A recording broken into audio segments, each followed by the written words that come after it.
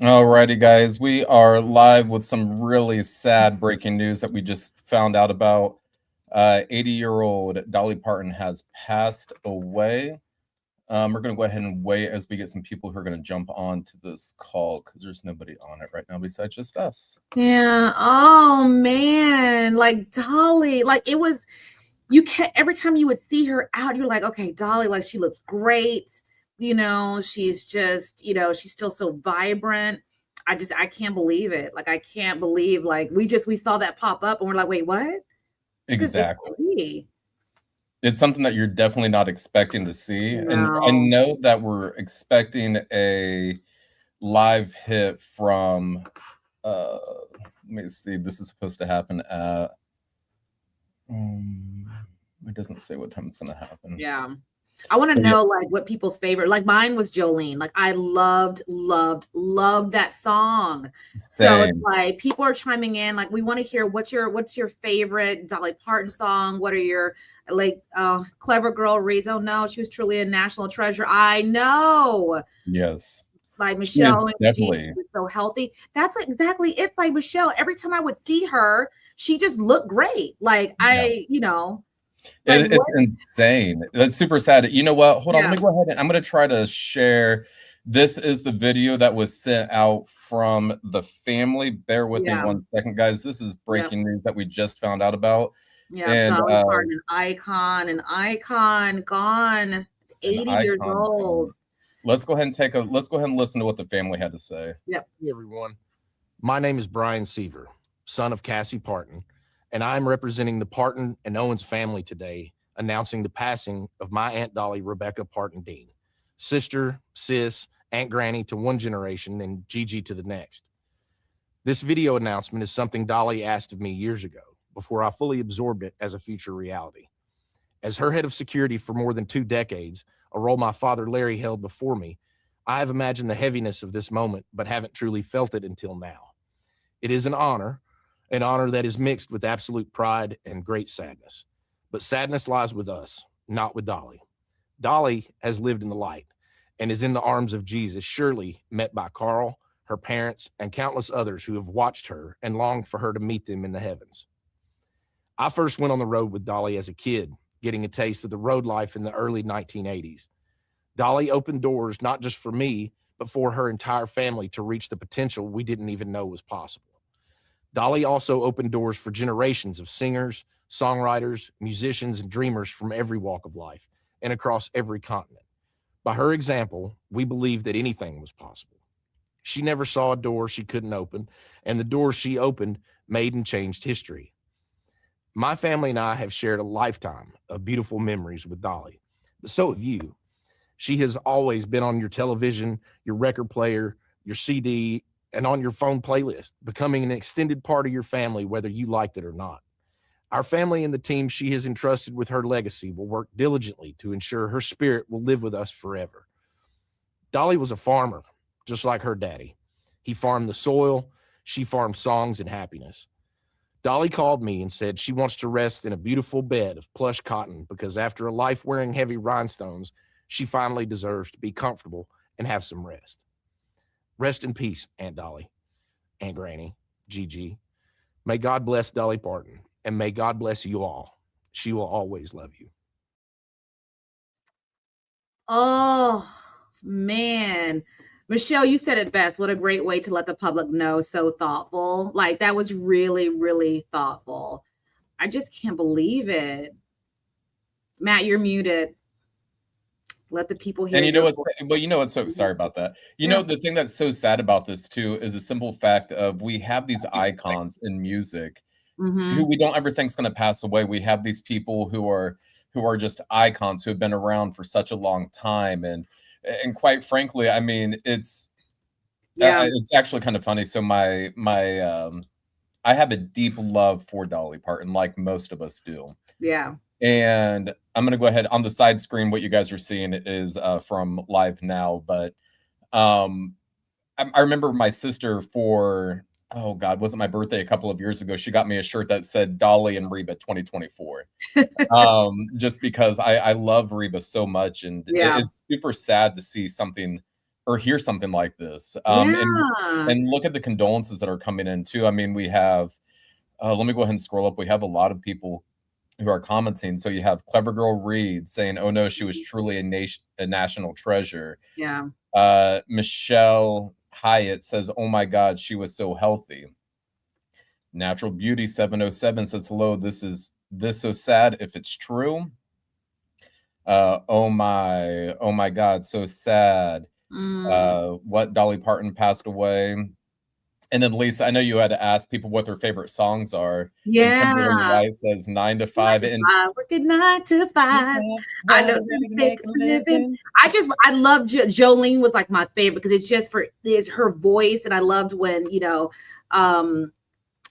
she did it with oh, what's the other one, the singer that she just recently, I'm like so shocked right now that Dolly passed away, but she did it so brilliantly too, because she picked up Jolene and like did her own rendition of it. But it's just, I can't believe it. It's like you were saying that we're like, when they pass away, you're like, wait, what? When Prince went, like you Yeah. can see behind me, like, I've got like, Prince, and it was a shock to me. So you just don't expect them to, to go. So, obviously, like, our prayers, thoughts are with the family and friends, everyone that was close to her. I love what he said about how she's just going to be in these, I just imagine her in these white, fluffy, like golden, like, clouds now. Oh, same. Because that she was a force to be reckoned with, and Yes. she was non-apologetically her. And I think, Yes. like, and it's so crazy because you see the pictures of her from the 60s, the 70s, the 80s, the 90s, Yeah. 2000s, 2010s, and Yeah. up to now. And she was a trailblazer. People knew who she was. People knew that no matter what, at the end of the day, that she was going to be her. And I think that it's a good message for people because life is short, as we Yeah. know. And I think at the end of the day, it's something to keep in mind because you have to authentically just be who you are. And she showed that. She Sure that. did. She showed, people don't realize the behind the scenes that Dolly was doing too. She showed up. She was, Dolly was a true activist in her own right. And she literally went to bat, for community. So, if anyone's, is really kind of familiar with her story, you can literally just Google all the things that she stood up for. But she wasn't just a light on stage and in music. Like someone put in the comments, like she was, Dolly did that. Dolly was that true force of nature. And she's truly going to be missed. I really can't believe that she's gone, but it's just, I don't know, like the sadness is there. It's like, when you do this, you're talking about, like, look at her. She just, you just don't expect her just to, I know she at some point would have to, like we all will have to, but come on, Dolly. Well, and I feel like, wasn't it her husband passed away? Sorry, I'm trying to multitask. I know that her husband passed away here recently. When did her husband pass away? Because I remember that was a big deal. Carl Dean, her beloved Carl Dean, he passed away last year. And they had been married since 1966. And it's so crazy because I obviously haven't been in the situation, but I've heard so many times where couples are married for such a long time. When one person passes away, they're heartbroken. And I'm not saying that's what the case was, but we've heard about that time and time and time again when it comes to people and hear about these love stories. And although I feel like the Dolly Parton was kind of a sex icon for, and because for sure. he would own it. She was happy with the plastic surgery. She was not afraid to talk about it. No, she was totally transparent. And, I love that about her. And, going back to her husband, because, there was like kind of, some stories, out there back in the day that she, like you said, she took care of hubby, and, possibly, didn't take care of maybe herself as women. We do. We take care of our, the people around us more than we take care of ourselves. Oh, so, absolutely. And then you had Dwayne, wonderful singer, actor, and the original sex symbol. Yes. And like, and it's so crazy. And I know that, guys, bear with us because we're just kind of winging everything. We're winging it. We're in shock with you guys, and we want to get on here and share like some stories. You guys share your stories and your favorite, songs, and But yeah. And it's crazy. Let me go ahead and, for people who are just joining now, I'm going to go ahead and Mhm. share this video again Yep. from the family. Give me 1 second. So this is from the family of Dolly Parton. Son of Cassie Parton, and I'm representing the Parton and Owens family today, announcing the passing of my Aunt Dolly Rebecca Parton Dean, sister, sis, Aunt Granny to one generation, and Gigi to the next. This video announcement is something Dolly asked of me years ago, before I fully absorbed it as a future reality. As her head of security for more than 2 decades, a role my father Larry held before me, I have imagined the heaviness of this moment, but haven't truly felt it until now. It is an honor that is mixed with absolute pride and great sadness. But sadness lies with us, not with Dolly. Dolly has lived in the light and is in the arms of Jesus, surely met by Carl, her parents, and countless others who have watched her and longed for her to meet them in the heavens. I first went on the road with Dolly as a kid, getting a taste of the road life in the early 1980s. Dolly opened doors not just for me, but for her entire family to reach the potential we didn't even know was possible. Dolly also opened doors for generations of singers, songwriters, musicians, and dreamers from every walk of life and across every continent. By her example, we believed that anything was possible. She never saw a door she couldn't open, and the doors she opened made and changed history. My family and I have shared a lifetime of beautiful memories with Dolly, but so have you. She has always been on your television, your record player, your CD, and on your phone playlist, becoming an extended part of your family, whether you liked it or not. Our family and the team she has entrusted with her legacy will work diligently to ensure her spirit will live with us forever. Dolly was a farmer, just like her daddy. He farmed the soil, she farmed songs and happiness. Dolly called me and said she wants to rest in a beautiful bed of plush cotton because after a life wearing heavy rhinestones, she finally deserves to be comfortable and have some rest. Rest in peace, Aunt Dolly, Aunt Granny, Gigi. May God bless Dolly Parton, and may God bless you all. She will always love you. She will always love you. It literally is the most. Hey, everyone. Oops, hold on. My name is Brian. It's so sad. It's so sad. Yeah. Yeah. And Denise Banks, yeah, she chimed in too. She was a fantastic person who gave to many groups, again, talking about her giving back, and not just in song and music and acting, but also, to the world. She was a huge, activist that tried to stand up for, for everybody who was, who's out there fighting the good fight. Yeah. And she really was. And, kind of going back to what we had talked about a little bit ago too, Lisa, is the fact of how much she really did. And as everyone knows, she's from Tennessee.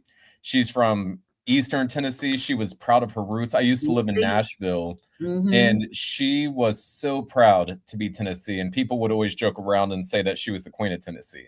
And it's so sad. Like I got a text from my sister just a second ago, and she said, I am so unwell right now. Yeah. And it's crazy because I feel like that even with a person like Dolly Parton, people knew that she loved people. She loved people. Yeah, she loved people. Yeah. And she was, especially in this day and age where there's so much vitriol and there's so much hatred and back and forth, she was still the person who, it didn't make a difference if you're conservative, if you're a liberal, if you're in between.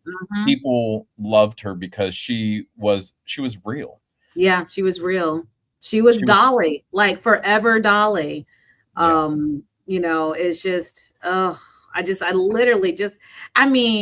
we are in shock with you guys. Like right now, I know, like chiming in, we sound, we're winging this. If you're just coming into this, Dolly Parton gone. I still say too soon, even though she was 80. It's still too soon. We weren't ready.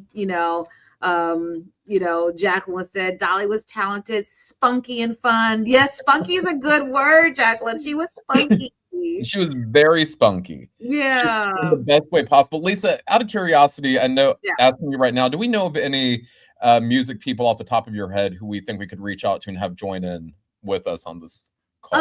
Not off the top of my head, but I can kind of, go out and see if we can get, anybody like on, but no, not yet. I'm sure everybody's probably just getting the news and still trying to maybe even reaching out to, to family if they were close to her. Yeah. But we And definitely try to see if we can get some people, get some singers to react. and it's so crazy because as I'm like sitting here like looking through my phone, it's like when you hear something Yeah. like this, it's almost like a death in the family almost, because it's somebody Yeah. I know that she hasn't necessarily been part of our lives, but we've been a part of her life. We've We've seen it. exactly. So, I mean, sorry, go ahead. now I was going to say, so looking at some of the philanthropy work that she's done. So here are some of the big things that Dolly's done since, and I'm reading this from the Wikipedia page. So it said since the mid 1980s, Parton has supported many charitable efforts, particularly in the area of literacy through her Dollywood Foundation. Her literacy program, Dolly Parton's Imagination Library, which is a part of the Dollywood Foundation, was founded in honor of her father, who never learned to read or write. So there's that. It says over 1,600 local communities provide Imagination Library to almost 850,000 children each month across the U.S., Canada, the UK, Australia, and Ireland. In February of 2018, she donated her 100 millionth free book, a copy of Parton's children's picture book, Coat of Many Colors, to the Library of Congress in Washington, D.C. She was honored by the library on the account of charity sends out its 100 millionth book. So there's that, and it says, trying to look at some of the other things without it. So she's done different things, like in 2009, she gave the commencement speech at the graduation for the University of Tennessee. I'm trying to see what else. In 2006, she published a cookbook. The Dollywood Foundation, funded by Parton's profits, has brought jobs, tax revenues to a previously depressed region. Parton has also worked to raise money for other causes, including the American Red Cross and HIV/AIDS related charities. There's just a lot of different things, and it's and then even Michelle asked, wasn't Miley Cyrus her goddaughter? Yes, I believe she was. Let me go ahead. I think she was, yeah. And just talking about like the celebrity reactions too, like Sherry Shepherd, she commented, "This hurts my heart. So much love for Miss Dolly, and what a life and legacy to celebrate. Rest in peace." And Khloe Kardashian, she commented, "I swear I believe Miss Dolly was immortal." Yes, that's what we all been kind of like. She said, "Some people are so extraordinary, their existence feels almost impossible. Dolly was one of those people, a once in a lifetime soul, a woman whose light, heart, and talent humanity charged this world forever. To have admired her was a gift. To have met her, spent time in her presence, and somehow been lucky enough that Dolly Parton knew my name. I wanted Dolly to know my name. I will never have words big enough for what that means to me. What an astronomical human being. What a legacy. What a loss. There will never be another Dolly. Nope. Never. But lots of celebrities, like, chiming in, obviously responding to the post, from her family. But I know everyone is just kind of like in shock at this moment, finding out this news, because, we all did kind of looked at her like, oh, Dolly will just be here forever. Mm-hmm. She just looked amazing every single time you saw her. Just amazing. And it's crazy because, I remember, was it within the last week or something like that?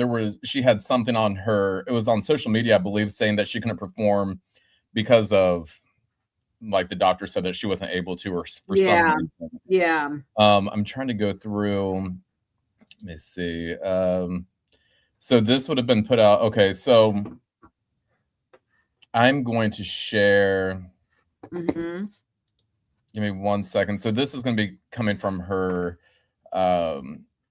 Instagram page. So this is the last thing that she put on here, or the last thing that we saw of her on her social media with her talk. Rags to rhinestones. I've been blessed with a life full of stories, and now I finally get to share them all with you in one place. My Life of Many Colors Museum. It's opening in 2026 at my Songteller Hotel in Nashville, and it's the biggest exhibit of yours truly that the world has ever seen. So get your tickets now. Dolly. You know, it's just so crazy to see that because that literally just came out on August the 12th. So 2 weeks ago. Yeah. Oh, and look at this. Sorry for, I think it's Get Fiddle. He said that they're at the Erlanger Hospital just had a moment of silence in Chattanooga, Tennessee, where his wife works. She did so much for the Children's Hospital, and it's a sad day. So that's amazing. I can only imagine the how much is going to take place to recognize and to honor Dolly around the state of Tennessee, but also just like the nation and honestly the world, because she was such an icon that she stretched like over oceans. So I can only imagine the outpour that's going to come over the next few hours and obviously days, remembering Dolly Parton. And for sure. And let's go ahead and dip in really quick, Lisa, to the Live Now's coverage on here, what they're reporting. Give us 1 second. All those fans who were excited to see Dolly Parton, many of them seeing her for the first time, were ultimately disappointed and didn't get to see her. So we actually do have a poll up that we want to bring on our screen here. What is your favorite Dolly Parton song? We have Jolene, I Will Always Love You, Coat of Many Colors, Islands in the Stream, my personal favorite, Do I Ever Cross Your Mind, and of course 9 to 5. So some of those, to those who maybe weren't loyal country music listeners or loyal Dolly Parton fans over the years, you'll definitely recognize Jolene, 9 to 5, I Will Always Love You. But of course, there's some other ones like Islands in the Stream, one of my favorites, Hard Candy Christmas. So there's definitely a lot of different options that people have when it comes to their favorite Dolly Parton song. So we do have a guest that's supposed to be joining us here in just a little bit. So we're going to try to get him situated and everything. So it does look like, okay, we are ready to roll. All right, we're going to go ahead and bring in Will Nunley, who is a country music radio station owner. Actually, let me go make sure I turn on the audio so he can hear us. All right, Will, can you give me a thumbs up, please? All right, we're going to go ahead and bring in Will Nunley, who is going to be joining us right now here on Live Now from Fox. Will, man, what a loss this is. I think I'm still in shock a little bit too. I think a lot of us are still in shock. What's going through your mind, kind of hearing this news come down? Yeah, absolutely, Ryan. And for those of you who I've had the chance to meet over the years here in our audience, not only do I do some things for Live Now, but I'm also here in Tennessee as a country radio station owner and a lifelong Tennessean. And we haven't known life in Tennessee without Dolly Parton. This is a monumental loss for our state. Yes, it is a monumental loss for the country music community, for those of us who love her songwriting and her incredible talent that's really immeasurable, that has had an influence over an untold amount of artists over the years. But the Dolly Parton that comes to mind today as a Tennessean is her philanthropy, of the things that she has done over the years to make our state a better place to live, not just calling for changes and helping people in their times of need. She does it. She writes the checks. She puts in the time. She has donated an incredible amount of her wealth over the years to her reading program to make sure that the children receive books for years as part of a multi-state literacy program. We also I think about the times that we've even covered natural disasters in East Tennessee with floods and fires in that part of the state, that Dolly Parton was first in line to say, what can I do? Because Tennessee just was who she was. Tennessee was her pride, I think. That's why she built her theme park here. That's why she lived here. Just last night, I was in downtown Nashville looking over her new songteller, hotel that she's building in Nashville. We talk about how much she was working up until her final moments. And that's absolutely true. I think if you were a Dolly Parton fan over the years, it comes as no surprise that she was working until her last days, making appearances, even though they were on video. I was with a crew just last week, literally a week ago tonight, at the Academy of Country Music Honors, where she was honored receiving an Icon Award. I was in in the theater that night, and she did a video tribute, just appearing on screen, and you could tell that that she was battling this. You could tell that she was not her normal self. And she, when she was appearing on screen, she was talking a little bit more of a faint, measured voice, and she used a phrase that I've heard her use before in some of these interviews. And she said, "You know, my wings just aren't as strong as they used to be." And she said, "The doctors are keeping me home. They say you just can't travel right now. You can't do shows right now. You've got to stay close to home and take time for yourself."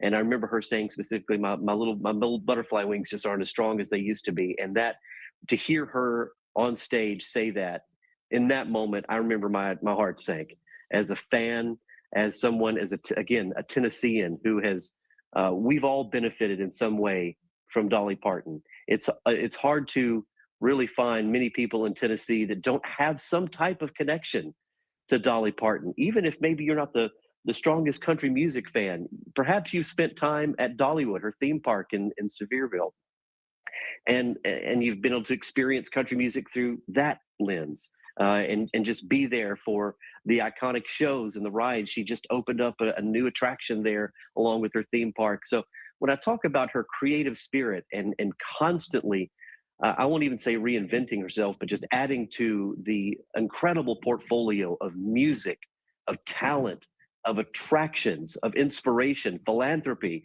that she's brought to Tennessee and the country over the years. This is just a absolutely tremendous sudden loss for our state.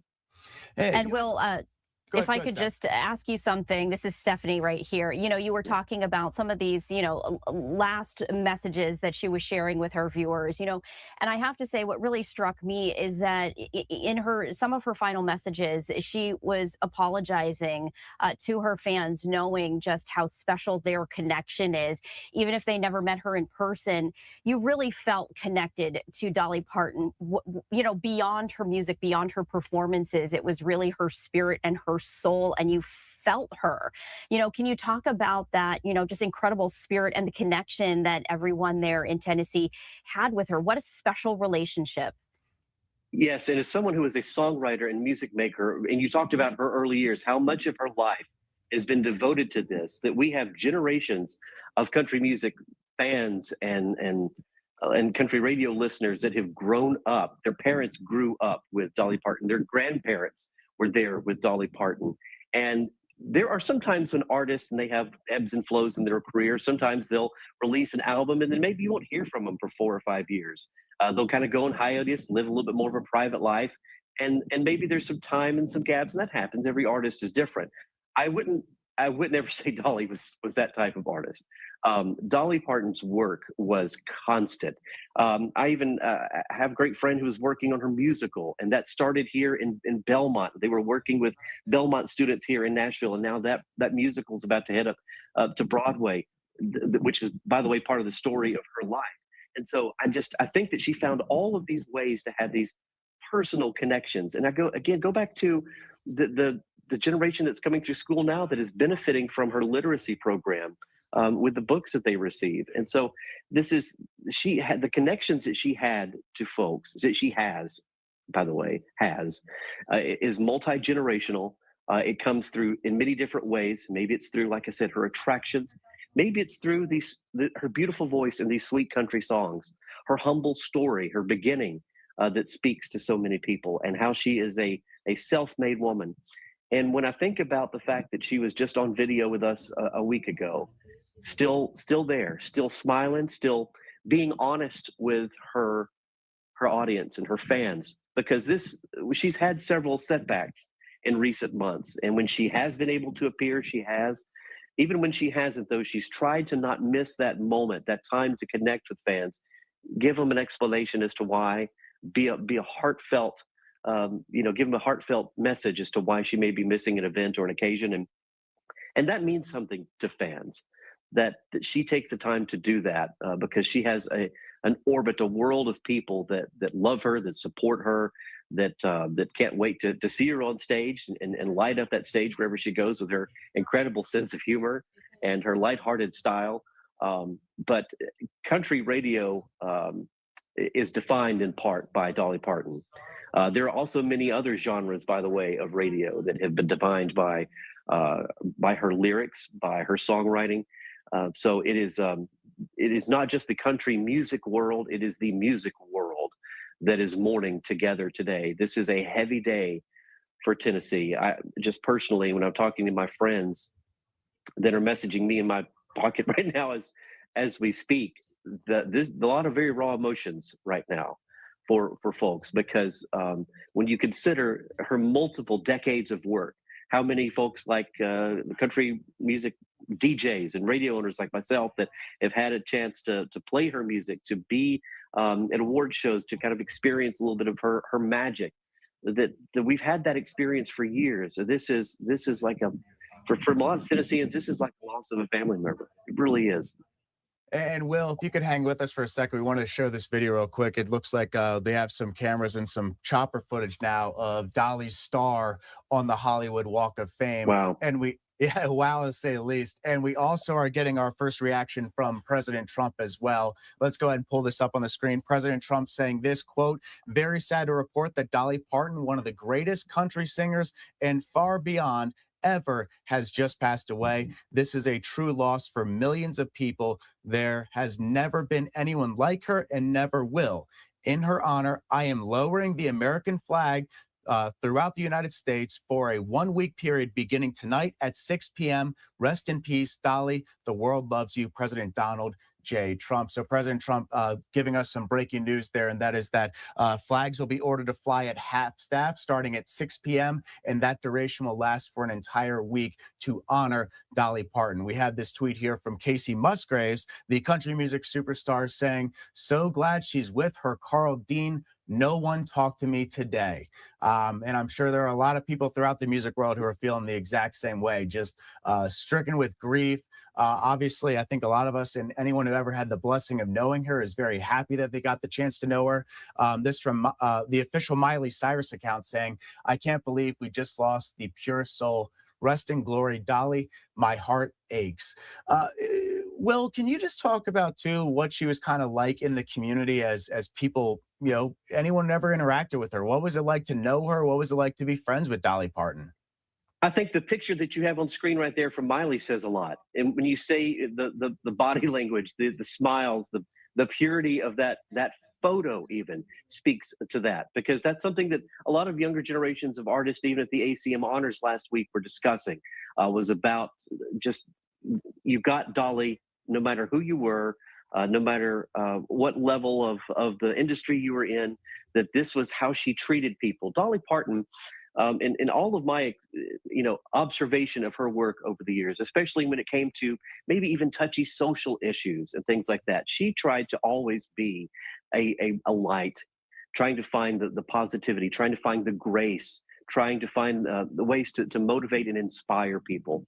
And she was consistent with that throughout her life. It came across in her music, in the lyrics that she wrote. It came across in her actions every day. I take you back again to the philanthropy that she would do, where she would spend a considerable amount of her wealth, her connections, her influence to do good things. And it's one thing to be a recording artist and have fame, and it's another thing to leverage that fame for good in this world. And it is undeniable that Dolly Parton used her talent, her power, her influence for good in this world. And sitting here, even today, having this discussion with you is surreal. We knew that she was battling these illnesses. We knew that she was weak, but to have this sudden loss today is just unmeasurable. But yeah, to go back to your point there, it is the same Dolly Parton, the dedicated, focused, brilliant businesswoman that also worked on so many of her projects that touched so many parts of our state. Dolly Parton and Tennessee are hand in hand. They are one. And her influence with our universities, with generations of songwriters and musicians, with her business aspect of being able to employ so many Tennesseans and do good in our state, not only has blessed us for decades, but she has set it up in a way that it will continue to bless us for decades. I think we're going to be seeing a lot of those scenes unfolding in the next few hours. We'll probably get some live images if we can eventually from Dollywood. I'm sure that there's some trucks on the way there because there are fans that go there to be closer to her. There is an attraction there where you can see either the actual home or a reproduction of her childhood home that tells her life story throughout her theme park, so fans can go there to connect with her. That's going to be a place that people are going to rush to in the days ahead to try to connect with her. Yeah. She's very close to the opening of that hotel here in downtown Nashville, the Songteller Hotel. And all these places are just going to have so much more meaning now as a way to connect and honor her. Well, there will no doubt be memorials outside of Dolly World that are starting. I don't know if we can see, we're pulling up the star. It looks like there's maybe a couple flowers there now, but I think that whole thing will be decked out with either memorabilia, flowers. Yeah, there are a couple flowers there right now already, as this news just broke really in the last hour. So not a shocker considering her legend. But yeah, you'll see memorials probably outside Dolly World. You'll see them probably throughout probably Broadway. I don't even want to imagine what Broadway is going to be like tonight. I mean, I can only just think. I can't remember the last big country star who passed away and how Tennessee was reacting. I know we lost Don Schlitz a couple months ago. He certainly was an icon.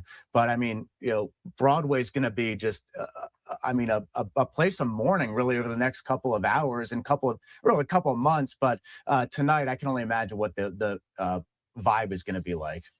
Well, I can tell you a little bit because I've taken part in it over the years. When I've had some of my favorite country artists pass away, you get on stage and you sing their songs. That's what Broadway. And by the way, Broadway in two forms. Because remember, she's working on this Broadway show in New York about her life, but we're talking specifically, I think you are, about Broadway in Nashville. Yes, and make it that clear. Yes, sir. Broadway in right. Nashville. So that's how wide-reaching really her influence is. So I'll tell you what will be happening on Broadway tonight, that there will be this will be it, that there will be tearful tributes, that people will get on stage in a shaky voice and try to sing her songs, because that is how the music community mourns and heals and comes together and pays tribute. We saw it just last week at the ACMs, and we're going to see it again tonight with just your average country music fan taking to the stage, going to those karaoke stages, and paying tribute. And there are going to be tears, because this is not, again, just a voice that you heard on the radio. This is an individual who found a way to touch people's lives in so many different ways. And there's so many personal stories. Just to add on to that, as we were taking a look at some of these, aerial views of the Hollywood star that she has, she was a star, but one among us, right? And I think that that's what is such a strong connection that we all feel, is that she was still among us.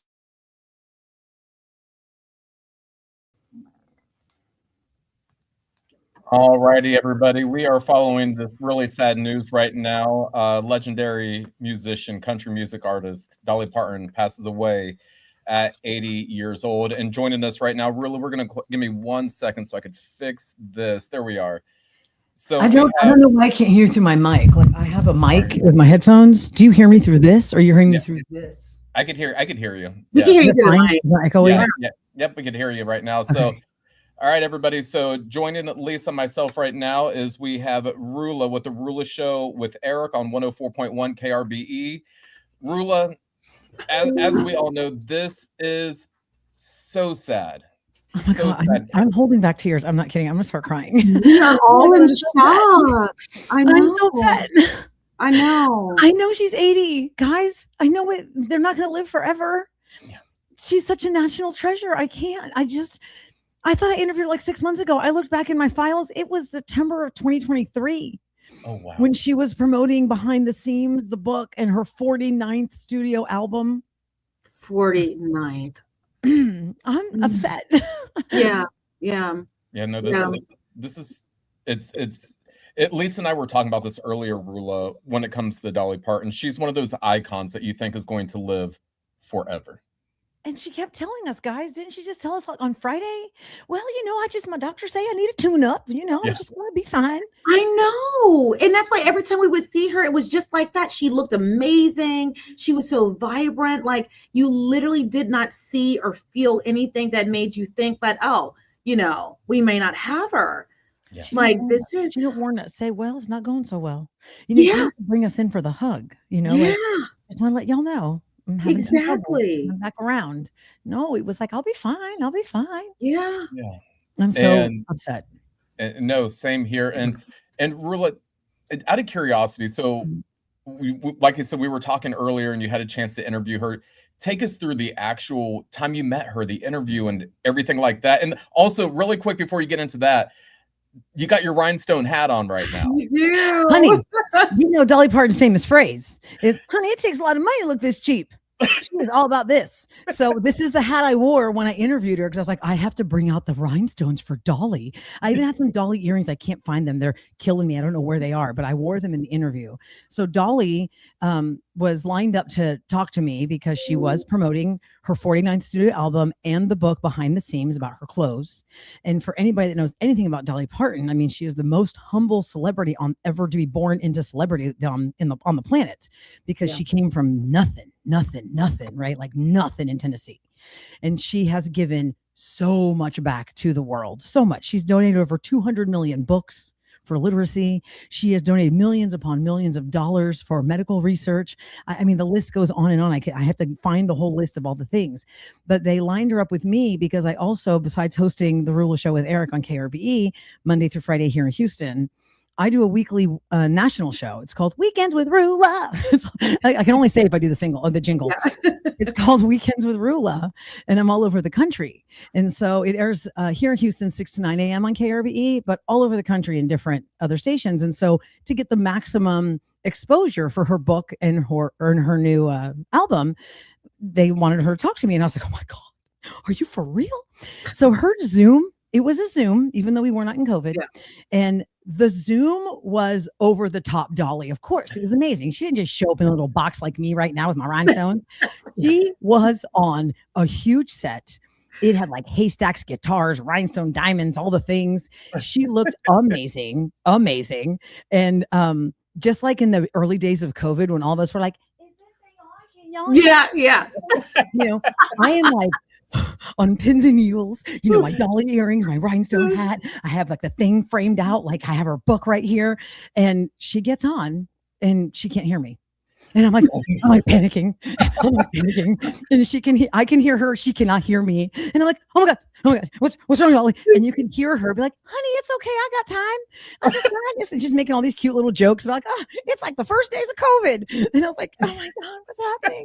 You're like dying, just dying. Like, I was like, I'm wasting 2 minutes because my mic doesn't work.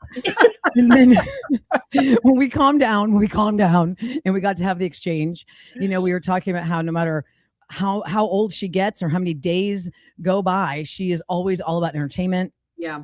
And I'm going to play some of these clips actually tomorrow on the Houston show, the Rula Show with Eric, because I think one of the best things that we talked about, I said to her, now, Miss Dolly, do you ever have a chance to just be yourself? Like, you ever go to Target to get yourself Starbucks and push some carts around, like not be all dollied up?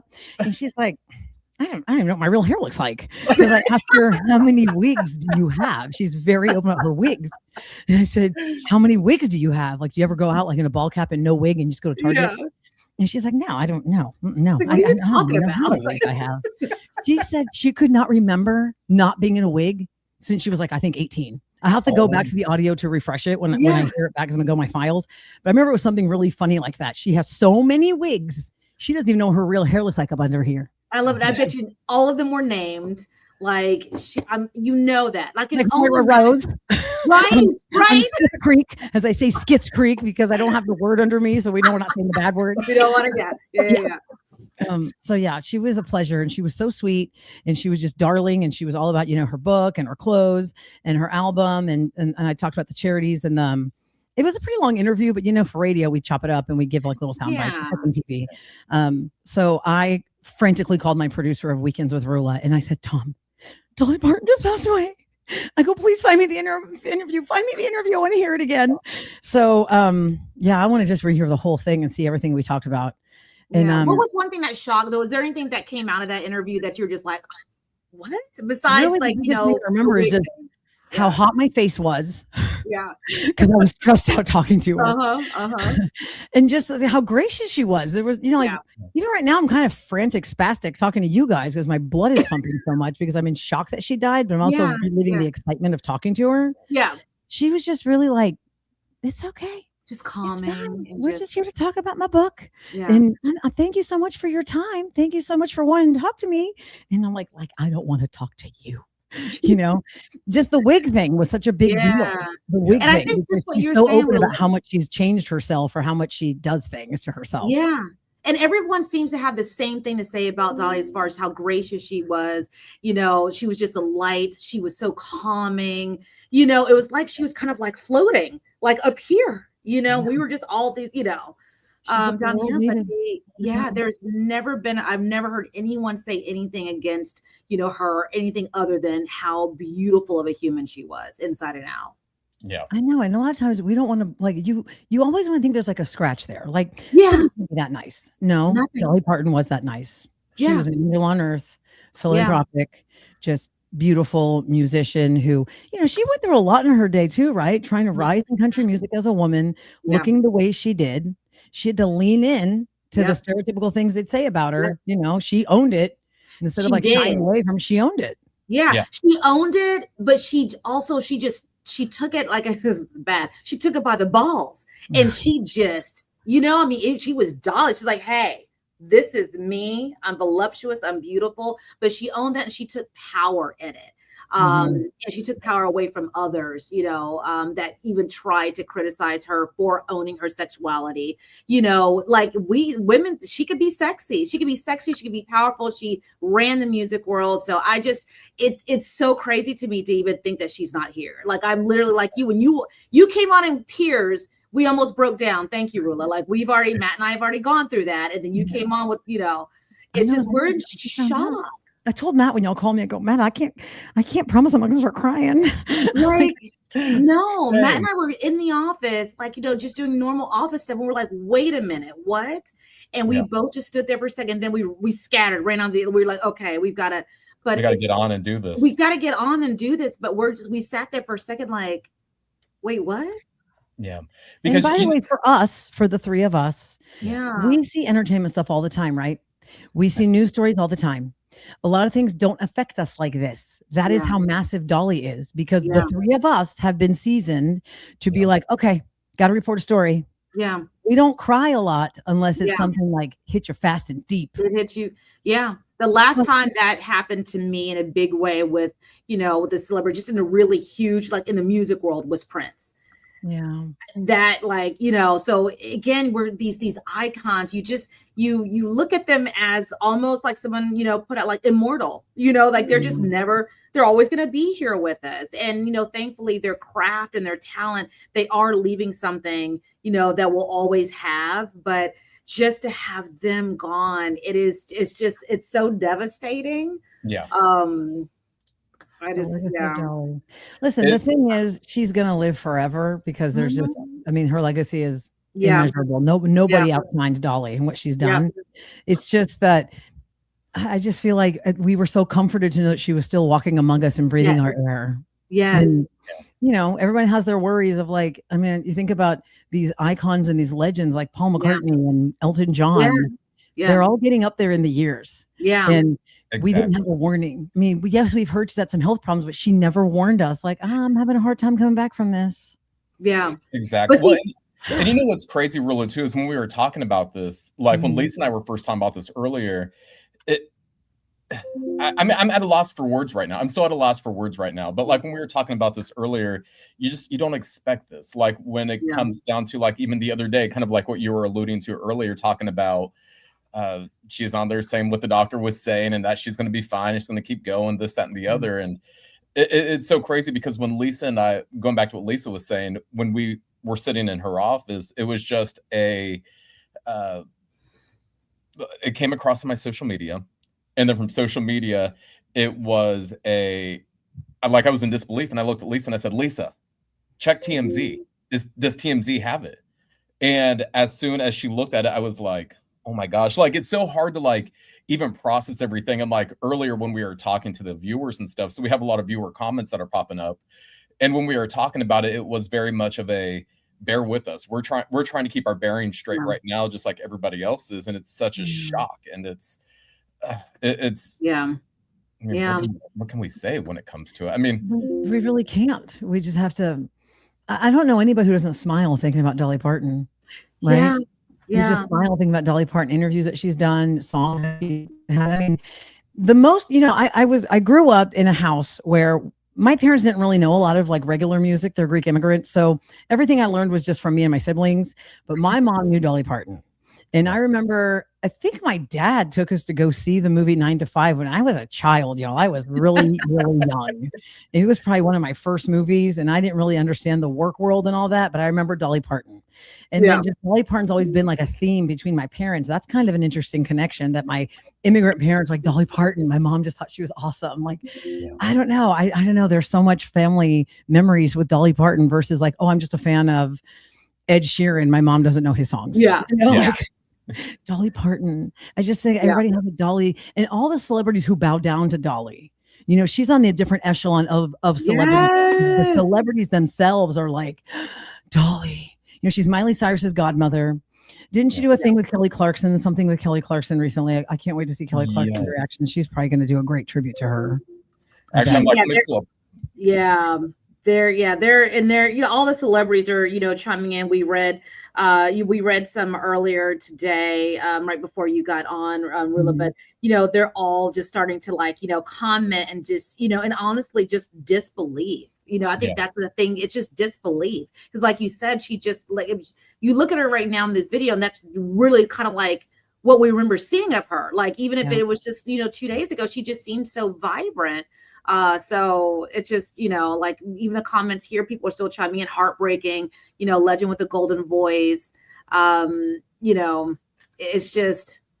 And what's my timeline? I haven't done I haven't scrambled to Google the date that her husband passed away. It's been over a year, right? Since her husband passed away. And we were talking about that earlier. It was last year. Because we were talking about that, and I had made a comment earlier. I'm like, a lot of times, Carl Thomas Dean, he passed away March 3rd, 2025 in Nashville. Yeah, see, so a little over a year ago, and like, she probably missed him, but that she is also absolutely an example of how to be not a non-private human and have a private life. Does anybody know what Carl Dean looked like if he walked in front of us? No. And what's so funny is even looking at the pictures of them, I had no idea what he looked like. Even I'm like, that could have been some random person walking down the street. Oh yeah. And I never would have known or guessed. Kept her life super private, but kept herself really public and all of her great deeds. She's not a celebrity that like bragged about herself. Like, look at these great things I'm doing. No. You'd hear about her foundations, or you would hear about her contributions or the things that she did in a real humbling way. It wasn't like, there she is giving another bunch of money for a bunch of spotlights. Never was that. Yep. And it was normally from other people. Normally you hear from other people like, Dolly Parton did this. Like, it was very rare that she spoke about that herself, and probably only when it was, a platform where she needed to because she was being publicly recognized for it. But normally you just heard it from other people. And I think that's one of the things I loved her as an artist. I loved her as, this vibrant woman, but her giving back to me just solidified just how great of a human she was, because she stood up for humanity as a whole, like everything and that's what I remember her, remember the most about her, besides just outside of the music, it's just being a great person. Yeah. So, hey guys, I'm going to let you guys talk and give me 1 second. I'll be right back. Give me 1 second. Okay. So, Lisa, my nephew got married in January. He just turned 26. So he's 25 years old, he and his bride. And what was their wedding song? Islands in the Stream. 25-year-olds picking Dolly and Kenny for their wedding song. That is so crazy that, and again, passing through generations, like not just stopping, like that's how, that's just what, like, I'm looking at television screens and I'm seeing her performing. I can't even do it. But that's how long lasting that she is. And she's going to just keep going through. Her music is just going to live forever. Like Jolene, when I heard that song, and it just gives me chills now every single time I hear it. And when Miley, like redid it, I was just like, oh, that song right there. I couldn't take anything but the original, Lisa. I couldn't take anything but the original. Yeah, I know. But Miley is her godchild, so that's the proper person to do. And I believe they performed it together once, which was brilliant. But yes, I agree with you. It's like it's never gonna be like the original. It's always, but her and that song, I don't know what it is. Like that will always be my favorite Dolly song. A lot of people were asking earlier what their favorite was, and they all chimed in. Like most of them were like 9 to 5, 9 to 5, baby, 9 to 5. I think I have to go back when I hear my interview from 2 years ago with her. Yeah. I think I brought up "I Will Always Love You" when Whitney redid it. I have to double check it because I know I've seen a lot of interviews of her, and maybe sometimes our wires get crossed and we think we talked about it together, but it was something else. She has mentioned many times what a great favor Whitney did for her by getting that song. And I don't know if you know the background of even choosing that for The Bodyguard. No. Originally, David Foster had not heard all of "I Will Always Love You" by Dolly when he presented it. Okay. There was a second half to it. And I can't remember, in David Foster's documentary on Netflix, somebody said to him, but wait, that's not the whole thing. I think it was Dolly that said to him, that's not the whole thing. He had not gone to the part where she does the speaking part. I hope life treats you kind. And I hope. Okay. So then that's when they're like, oh my God, yes, this is going to be a great song for Whitney. And she always had joked for many years what a gift that was that Whitney and David Foster gave her for her bank account to use that for. Because it was like, in radio, we don't do a cappella 90-second intros. You can go past that part to get to the beats or the intro or the hit. And that song was just astronomical for her and for Whitney.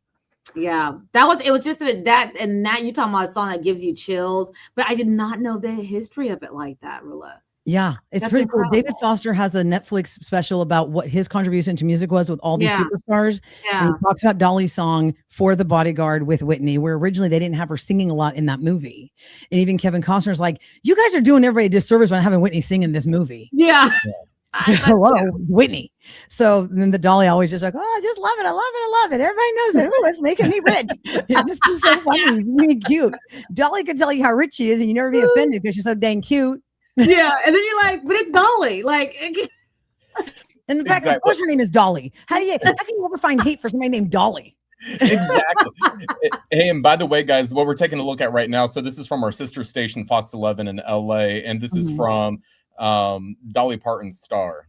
And you can see the people who are already circling around, and you could already see it looks like there are flowers on the ground, and I mean, you see all the cameras, you see the fans, and that's gonna be a mound, Matt. By the end of the night, that's gonna be a mound of flowers. You won't be able to pass that sidewalk. Oh, 100%. Well, and and sorry, I had to dip out for like 2 seconds. But one of the big things when it comes to this, like I said, my sister had texted me, and she's like, "I am unwell. I am unwell." And Rula, I was telling Lisa this a little bit ago, but so my two favorite artists, it's Dolly Parton and Reba McEntire, and those are my two favorites. And I remember during the last presidential election, my sister got me a shirt and it said Reba and Dolly 2024, and that was a shirt that she had got. And that's awesome. It just, and it's crazy. And like, everybody would agree if Dolly Parton ran for president, there'd be no bipartisanship. Everybody would be like, Dolly. President Dolly, please, let's go. Yes, let's go. I mean, I'm just speechless. I don't even know. Let's go and get through some of these comments really quick, because Rula, I want to get your feedback on some of these comments too. So let me scroll down. We have a lot of people commenting. Let me go ahead and start right.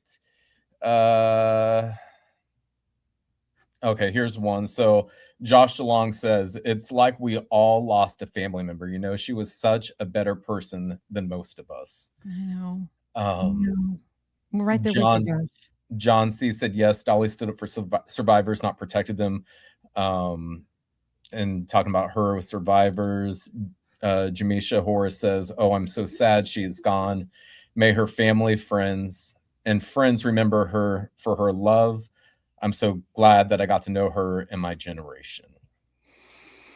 It's I feel like when we lose somebody and you don't really know what to do with yourself and you feel like, well, how can I feel connected to this person? A lot of times when the music star passes away, you go to their music and then you see how their streams just blow up by 400%. People are listening to their music. I hope that people can find it in them to go support some of her charities and help them along. The most recent comment I heard of Dolly entertainment wise when she's not working on a project is when Taylor Swift and Travis Kelce got married and they did all those donations to different charities. One of them was hers. They gave $2 million to, let me see, which one was it? Was it for, higher education or Imagine Library? I think it was for Imagine Library. She launched it in 1995 and it has gifted over 200 million free books to kids from birth to age 5 across 5 countries. And it regularly has major backing, but most recently it made the news because they got a $2 million donation from Taylor and Travis on their wedding day. So Dolly had come out to publicly thank them for that. Wow. And that's just more things. Like if you didn't know about that, you can contribute $10 to that, or, make Dolly smile in the afterlife, knowing that she's still doing great things with her charities because we loved her so much. Yeah. Rula, when you had a chance to interview her, did you ever get the feeling that you were talking to such a massive star? Like, did she give you? My heart was jumping out of my chest. How did she? A lot of people met, but listen, I know that made me want to pee my pants before I get on Zoom. But the question is, did you pee your pants though? No, I made sure I went to the bathroom before that, and then my adrenaline took over my bladder muscles. But I was like this. I was like, oh God, my Instagram is at Radio Rula, and I just posted the video that I posted after I had just hung up the Zoom with her wearing this hat, and you could see how red my face is, almost as red as it is right now, because my blood pressure was crazy talking to her, knowing how over the moon I was as a fan and just in awe of the Queen, that I was like, oh my God. Dolly Parton, I need to go run around the block and get rid of this adrenaline. Oh my gosh. Because she was everything you dreamed she would have been. She was gracious, she was sweet, she was precious, she was funny, she was loving, she made you feel like, oh honey, don't worry about me, I'm just nobody, let's just have a conversation. Talking about her clothes and her album and her music, because she did all those duets. It was for the album Rockstar. That was her 49th album. 49th album, y'all. That's why I can't believe 49th 49. And she had a lot of duets on that one. She had duets with The Police, Every Breath You Take. Who else did she have on there? My God, I'm trying to remember through my Open Arms, Steve Perry, Kid Rock, Steven Tyler, Stevie Nicks. Who else was on there with her? Chris Stapleton, Miley. They did Wrecking Ball together. Debbie Harry, Elton John, Melissa Etheridge, Lizzo. She did a lot on the Rockstar album. Wow. So we were talking about working with all these stars that were in awe of her. And she was so humble. She just was like, I don't know why they think I'm such a big deal. Like you're Dolly Parton. Yeah. And oh my gosh. And and I put her in like the same category as like a Cher or Prince or Michael Jackson or Whitney Houston. Like she is the fabric of our music life on this planet. She's part of it. Yeah, sure. Absolutely. And those people that you just mentioned, Matt, like they were huge fans of Dolly. Like, you know what I mean? Like it's like she is a musician's like star. Like musicians love her. Like they are fans of hers. You know what I'm really happy got to happen while she was still with us? A couple of years ago, it was either the CMAs or the ACMs. Maybe it was the Grammys. I can't remember. Maybe something that was airing nationally on CBS. They did a tribute to Dolly. I want to say it was the Grammys, guys, because it wasn't just a country show, like a country award show. And it was Miley and God, tell me her name. I'm having a brain fart because I've got Dolly on the brain. Oh my God, she won the Grammy for Album of the Year that year. She's a country girl with the long dark hair and she's really pretty. And she says, "Follow Your Arrow" is her song. Oh, Follow Your Arrow. Hold on a second. I'll look it up. Follow Your Arrow. Brain fart. Casey Musgraves. Oh, Casey Musgraves. I was about to say, Casey Musgraves. I didn't want to be wrong, but yes. Yes, Casey Musgraves. All of these girls paid tribute to Dolly singing Dolly songs. And then Dolly joined them. I thought that was epic. I love that she was alive for that we weren't having to celebrate her because she was gone, that she was part of it. That made me so happy. And it just, to y'all's point, everybody is in awe of Dolly. Like, who would say no to Dolly, or who doesn't want Dolly around? She's not Exactly. polarizing at all with any of her statements or stances. I mean, I kind of feel like you might want to check yourself in the mirror if you have any kind of hate in your heart towards the Dolly Parton topic. Agreed. Exactly. Hey, Rula, really quick. I just pulled up the clip from where you had just interviewed Dolly. Do you care if we play it on here? Sure, God, whatever, do it. All right, hold on. Let me go ahead and change from my Instagram. From your Instagram. Yeah, I just. I was looking forward as soon as you said it. It's like, I'm gonna find this. I'm gonna find it. All right, so let me go ahead and bear with me. I am not exactly the most tech savvy, so we are going. Look at your cheeks. Look at your cheeks, Rula. I was dying. Woohoo, Dolly. Here we go. Oh, so cute. Are my cheeks still so red? Oh, Lord have mercy. I just got to talk to Dolly Parton. I freaking love her. Look at me. I got my Dolly Parton earrings on. I got my rhinestone ball cap because it's baseball season. Woo! That was so much fun. Dolly Parton's new album, Rockstar, comes out November 17th. That is her 49th studio album. And her book, Behind the Scenes, is out October 17th, y'all. She is a national treasure. I am on such a high that I just got to talk to Dolly Parton. I loved it. You're going to hear it on Weekends with Rula in the coming weeks. And I'm super excited about it. God, I am flying high. God, I wish I could drive or do something so I can get out of here. I've got way too much energy to be stuck here on a scooter with my ankle. Oh, Dolly, that was awesome. All right, coming soon to Weekends with Rula. I gotta go calm down now. Look at my flush face. By the way, thanks, Rodeo. I found these at the rodeo last March. Oh my God. So at that time, guys, I was home ridden because I had ankle surgery on my driving ankle. And for 6 months, I had to, from June until October, I had to be home. Thank God for radio. I could broadcast from this room. Yeah. But I couldn't drive. I couldn't go anywhere. I was on a scooter. I couldn't walk. It was non-weight bearing. So if I left the house, it'd have to be like hop on in the scooter onto the crutches into the car to go for a ride. Oh. So I was stuck in my house. And I had so much adrenaline that day. I was like, God, I wish I could go for a drive. You've been scooting down the street. Oh my gosh. Yeah. Hey, and really quick, I have to show you something too. So when I started playing that, I remembered I have something of Dolly in my office. It's a Dolly sticker that's been in here. And it's just chilling on I have it right over here is where I usually keep it. And I'm trying to think what else too, because you know those, the tall skinny candles that have like people who are dressed as like angels and stuff like that. Catholic candles, the church candles, but like we have for the Astros during the playoffs. Yeah. Yes. So I have a Dolly one at home, and then I also have some other things, and it's just I don't even know. I don't know what to say. I'm so.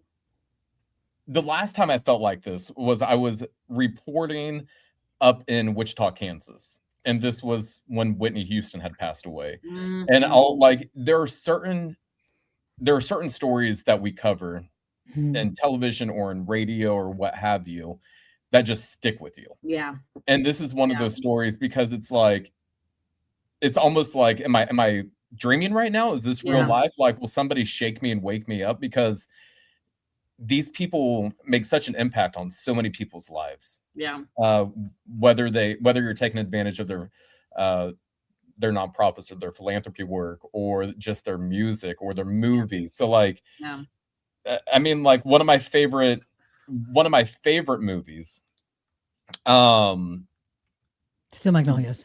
Nope. Han. Which is I'm right there with. We'll get to that in a second. We got to talk about that. Tell me, Matt, what's your favorite? The Best Little Whorehouse in Texas. You know, I've never seen that. Of course you would.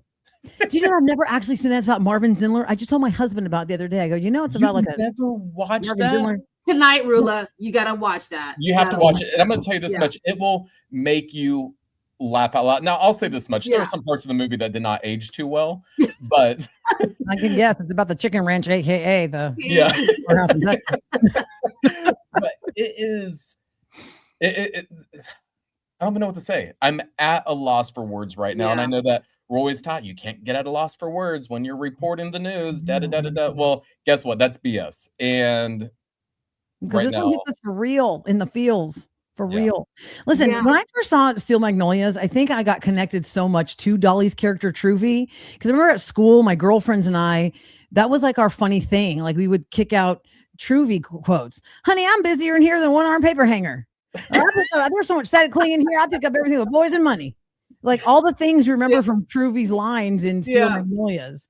You know, I haven't left this house since I was 14 without lycra on my thighs since I was 14. You were raised right. Like all the things that are said in Steel Magnolias, just everything is a quote. Everything is a quote. I love it so much. Yeah, it was just such a great movie. And the one thing I've still meant to with her music, like a lot of times too, like they save some people's lives. Like, you know, people are going through things and, you know, you throw in a Dolly. So how do you not feel good? How do you not feel good after listening to a Dolly song? And can I also say that Dolly was so free of scandal and free of any kind of bad press? You know, to y'all's point about the loss of Whitney Houston, you know, Whitney's last years were not great. Yeah. And people were really worried about her. It was very obvious there was a drug problem. Yeah. You know, she had been booed at one of her last concerts because she couldn't carry the notes, because when you don't take care of your body, you don't take care of your voice. And when the news of Whitney's passing came through, it was tragic for us because we mourned the gorgeousness that she had. And that was lost, and an early passing, and how she died. But would I say it was a total shock? You'd be like, oh my God, the drugs finally caught up with her, is kind of how that absolutely right? Because she was not free of scandal. Yeah. Or, you know, I would say even with Prince, as a radio person, Lisa, I got that before it went national. It came through that there was a 911 call about something with an overdose. And I did not believe that because I had never heard negative stories about Prince with overdosing or drugs or things like that. There are some rock stars out there that, you know, it's you all hear about drugs. Keith Richards, the Rolling Stones. How? How? How? Right. Yeah. But Dolly was free of scandal. Dolly was free of negativity. And although, you know, the years were creeping up on her, you were hoping that God was going to let us have her till she was at least 100. Yeah. You know, or beyond. Like, you know, that she would just some part we'd like, oh, she is immortal. Like, you know, oh, okay. And this makes sense. This tracks. And it was almost like with Betty White, where everybody was like, oh, she's invincible, she's never going to pass away. And then it's just crazy. And like, it's funny you mentioned that Dolly Parton didn't have any scandals. I think the biggest scandal she had was this quote right here. It says, "This is sad. She never looked old. Halftime at the Cowboys games Thanksgiving a couple years ago. She moved like a young woman." Because people were either for it or they were against it when it came to Dolly Parton in the halftime show. I loved it personally. So, honey, I lived for Dolly. Every time I saw her, I was like, yes, girl. Like, she walked out and I don't care what she was wearing. She looked magnificent. And I was all about it. You could never tell me like, oh, she shouldn't be wearing that. She's too old. Whatever. You're just mad because you can't wear that and look as fabulous as Dolly. She, like, seriously, that's the way I would think, because I'm like, if I could be her age, wearing what she was wearing, looking as good as she looked, I'd do it. She was amazing. Yeah. Okay, I have an interesting question for you guys, just your opinions, and you know, anybody who's listening along can comment. Like, as far as like tomorrow, my live morning show, obviously I want to play Jolene, I want to play 9 to 5, and I want to play I Will Always Love You, but should I play the Whitney Houston version that she so celebrated instead of her own version? Like, what would you expect? The Whitney version or Dolly's version? Dolly's version. I'm going to say Dolly's version too. And I'll be honest with you. I love Dolly's version of I Will Always Love You. I do. I mean, I love Whitney's version as well, but I say Dolly's version. Or both. Yeah, and I think for a lot of people, they don't know. Like, there may be some people that have never heard her version of it. Like, they know the Whitney version, but there's maybe some people that don't even know the story that you told me. You know, just listen, that part where she says, "I hope life treats you kind." I'm gonna start crying. In her voice when Dolly sings that, it's not the way Whitney sings it as a song. I hope, you know, like that. Dolly says it like she's really talking to that person. Yeah. I hope life treats you kind. And I hope you have all you've dreamed of. Oh, I'm gonna start crying because you're gonna make me cry over here too, because I could hear the raspiness in her voice too when she gets to that part. Yeah, and it's Dolly. And I'm playing Dolly's version. And you hear that, Leslie? You're playing Dolly's version. My program director. Well, and even playing Dolly's version. Playing Dolly's version. Damn it! But no, even to Lisa's point too, and the point that you guys both make is her songs saved lives. They talked to people. They touched people, and you don't have that a lot.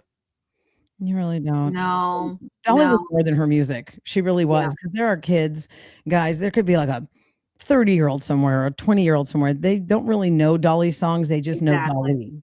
She's one of those people you hold up to a young person and say, "Who are these three people?" Oh, that's Dolly Parton. Everyone knew Dolly. Yeah. Yep.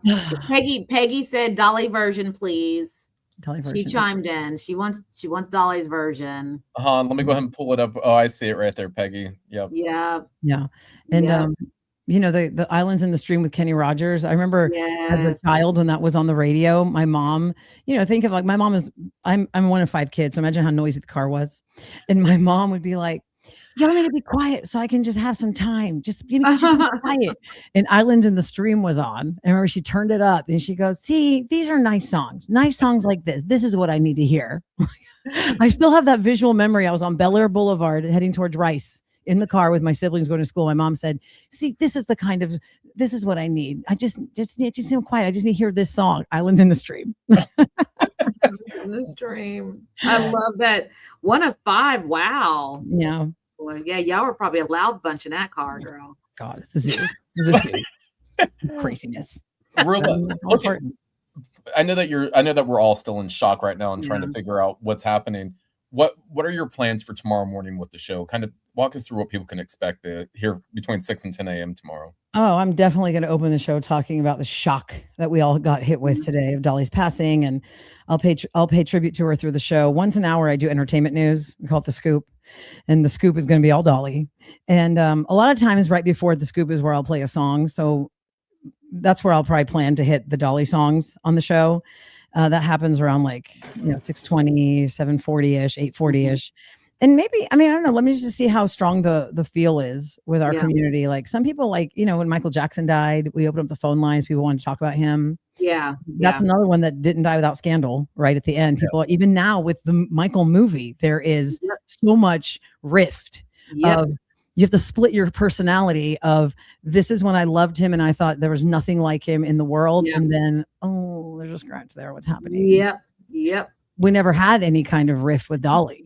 But a lot of times it's nice to let the audience, just let us hear how you're feeling and let them talk out their emotions. Cause it is like losing a family member that you never knew. Yeah.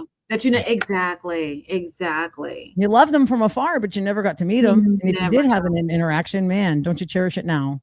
And it's funny. And Rula, I have to say, I love hearing that you had a chance to interview her, because Dolly was always one of the people who I wanted to interview as a journalist. That was just one person. Like I have a couple, and Dolly had always been at the top of the list, because, and here's the other thing too. So like for me, like growing up, like gay in a conservative part of the country, knowing that I felt like with Dolly, like you always felt the acceptance. You felt the acceptance that other people may not. She was definitely an ally for you, for sure. Definitely an ally. And especially with her, with knowing that she was from rural Tennessee, where it's also very conservative, and people still loved her. And that's just one of the things, like you think about that. And she's a gay icon too. People love her in the gay community, whether they like her music or not. They just know how much she has done for the gay community, for people who don't really have a voice, or for people who feel like they just can't be themselves. And I think that's something that I'll miss, and I always be appreciative for at the same time. She definitely made everybody feel like they mattered. Yeah. She did a great job of making people, felt like they'd been seen or that they mattered. Just, it's what's interesting, Matt, is I never knew her early stuff until I grew up. And then I, kind of went backwards. That song, Coat of Many Colors, have y'all actually heard the song Coat of Many Colors, all the pieces of fabric that her mom put together because they were so poor and she had to sew all the stuff together and she just loved it so much. It's just like coming from that and just showing that you had pride in something that you thought was so beautiful like that other people would ridicule you for. Like, what is that? It's like tattered coat your mom put together. But no, for her, she was like, no, it's just so beautiful. I love it so much. She had such great messages in her songs. Yeah, she really did. And it just, she continued just to carry that through, like we talked about, like, in her charity work and just giving back. But, I think that, like you said, really, like her coming from where she came from, just like her childhood, to be able to carry that through a message through her life, in action and in her music. And people did come for her. Like people tried to come for her. Critics tried to come for her during, moments in her life, but she never gave into that. She was just as gracious and beautiful all the way through her entire life. Mm-hmm. That's what's so beautiful about, Dolly. And I just picture her as just, this angel now, just like sitting in and diamond clouds, just up there. For sure. God, I'm gonna wear my rhinestone ball cap tomorrow. Yes, Picture girl. You better wear it tomorrow. And find those Dolly earrings. Say again. Find those Dolly earrings I too. know I'm gonna find them because I was telling Matt I don't have time to find my Dolly earrings before we get in there. Where's my little rodeo pack? But before we got on with you, Lisa, I had told Matt that my daughter, who is in high school, called me to say, "Mama, did you hear Dolly Parton died?" And I'm like, "Yes, I know. I can't believe it." My daughter even knew to call mom and make sure mama is okay because she still remembers how I felt that day I interviewed Dolly Parton when they came home from school. I go, "Guys, do you know who was in this room? Who was in this room with mommy?" I know. I couldn't believe it. And you know what's really crazy? I don't know if y'all do this in your role in journalism, but a lot of things we do now is all recorded. It's all taped, right? Yeah. It's all visually taped or it's audio taped. Now, that interview was on Zoom and it was recorded by them on their side, on the music. Okay. Side. You know, they sent it to me and I couldn't bear to watch it because I felt like, we criticize ourselves so much. Like, I was too excited. I was talking too fast. I look stupid. Oh my God, my face is dumb. Yeah. I have not watched it. And really? So I have not watched it. I'm just going by the memories of how I felt because if I watch it, I might tear myself apart. Yeah, I know. Oh my God, just stop. So when I called my producer for Weekends with Rula to say, "Oh my God, Tom, Dolly Parton died. We have to find the interview so I can get my clips." He was like, "Well, hold on, let me get to my emails. Okay, I have this one thing." And I was like, "Is that the video?" And he was like, "Yeah." I go, "Oh my God, I've never even watched the video." So, I'm doing that all night tonight. I'm gonna dig through all my emails. I'm watching. Okay, but don't dissect yourself. Don't dissect yourself. I won't dissect myself. I will lean into the fact that Dolly Parton is talking to me. Yes. Yes. Oh my gosh. Well, Rula, we love talking with you about this, and we really appreciate it. And it's a tough day. It's a tough day for people who love Dolly. It's just we're right there with you, Houston and world. We're right there grieving with you. I haven't really leaned into the tears yet, but I'm glad they let me sniffle a little bit with you guys because I'm gonna need a minute. We love you, Dolly. We will love you, Dolly, and trust me, we'll let you cry with us whenever you want to. And I'm here for you guys whenever you want. Yes. Next time it'll be for hopefully something happy. But I love Dolly's life. Dolly's life. I always say memory eternal. It's a Greek culture thing. You say memory eternal because the more we talk about them, the longer they live. Yes. Dolly will live forever. Her memory will be eternal because who's going to stop talking about Dolly? No, she will live forever. Exactly. All right. Well, here's a tissue. I'm gonna pass some tissue to you guys and we can all take a breath. Thanks for having me. I'm over here. I'm like, all I see is like, I have some tissues right here. I know. All right. I'll let you, I'll Matt, since I have your number, I'll send you some, when I get the video and stuff, I'll send you little clips or whatever I find or however I can cut it down because I'm not that tech savvy and I think I'm too frazzled to do it right now. But tomorrow you'll hear Dolly with me from her Rockstar album, so we can relive some of those great memories. She was so great. She's phenomenal. Can't wait to listen, Rula. She's phenomenal. All right, Rula. Well, thank you so much. I'll look for your text. Thanks, guys. Have a great day. Take care. Thank you. Bye.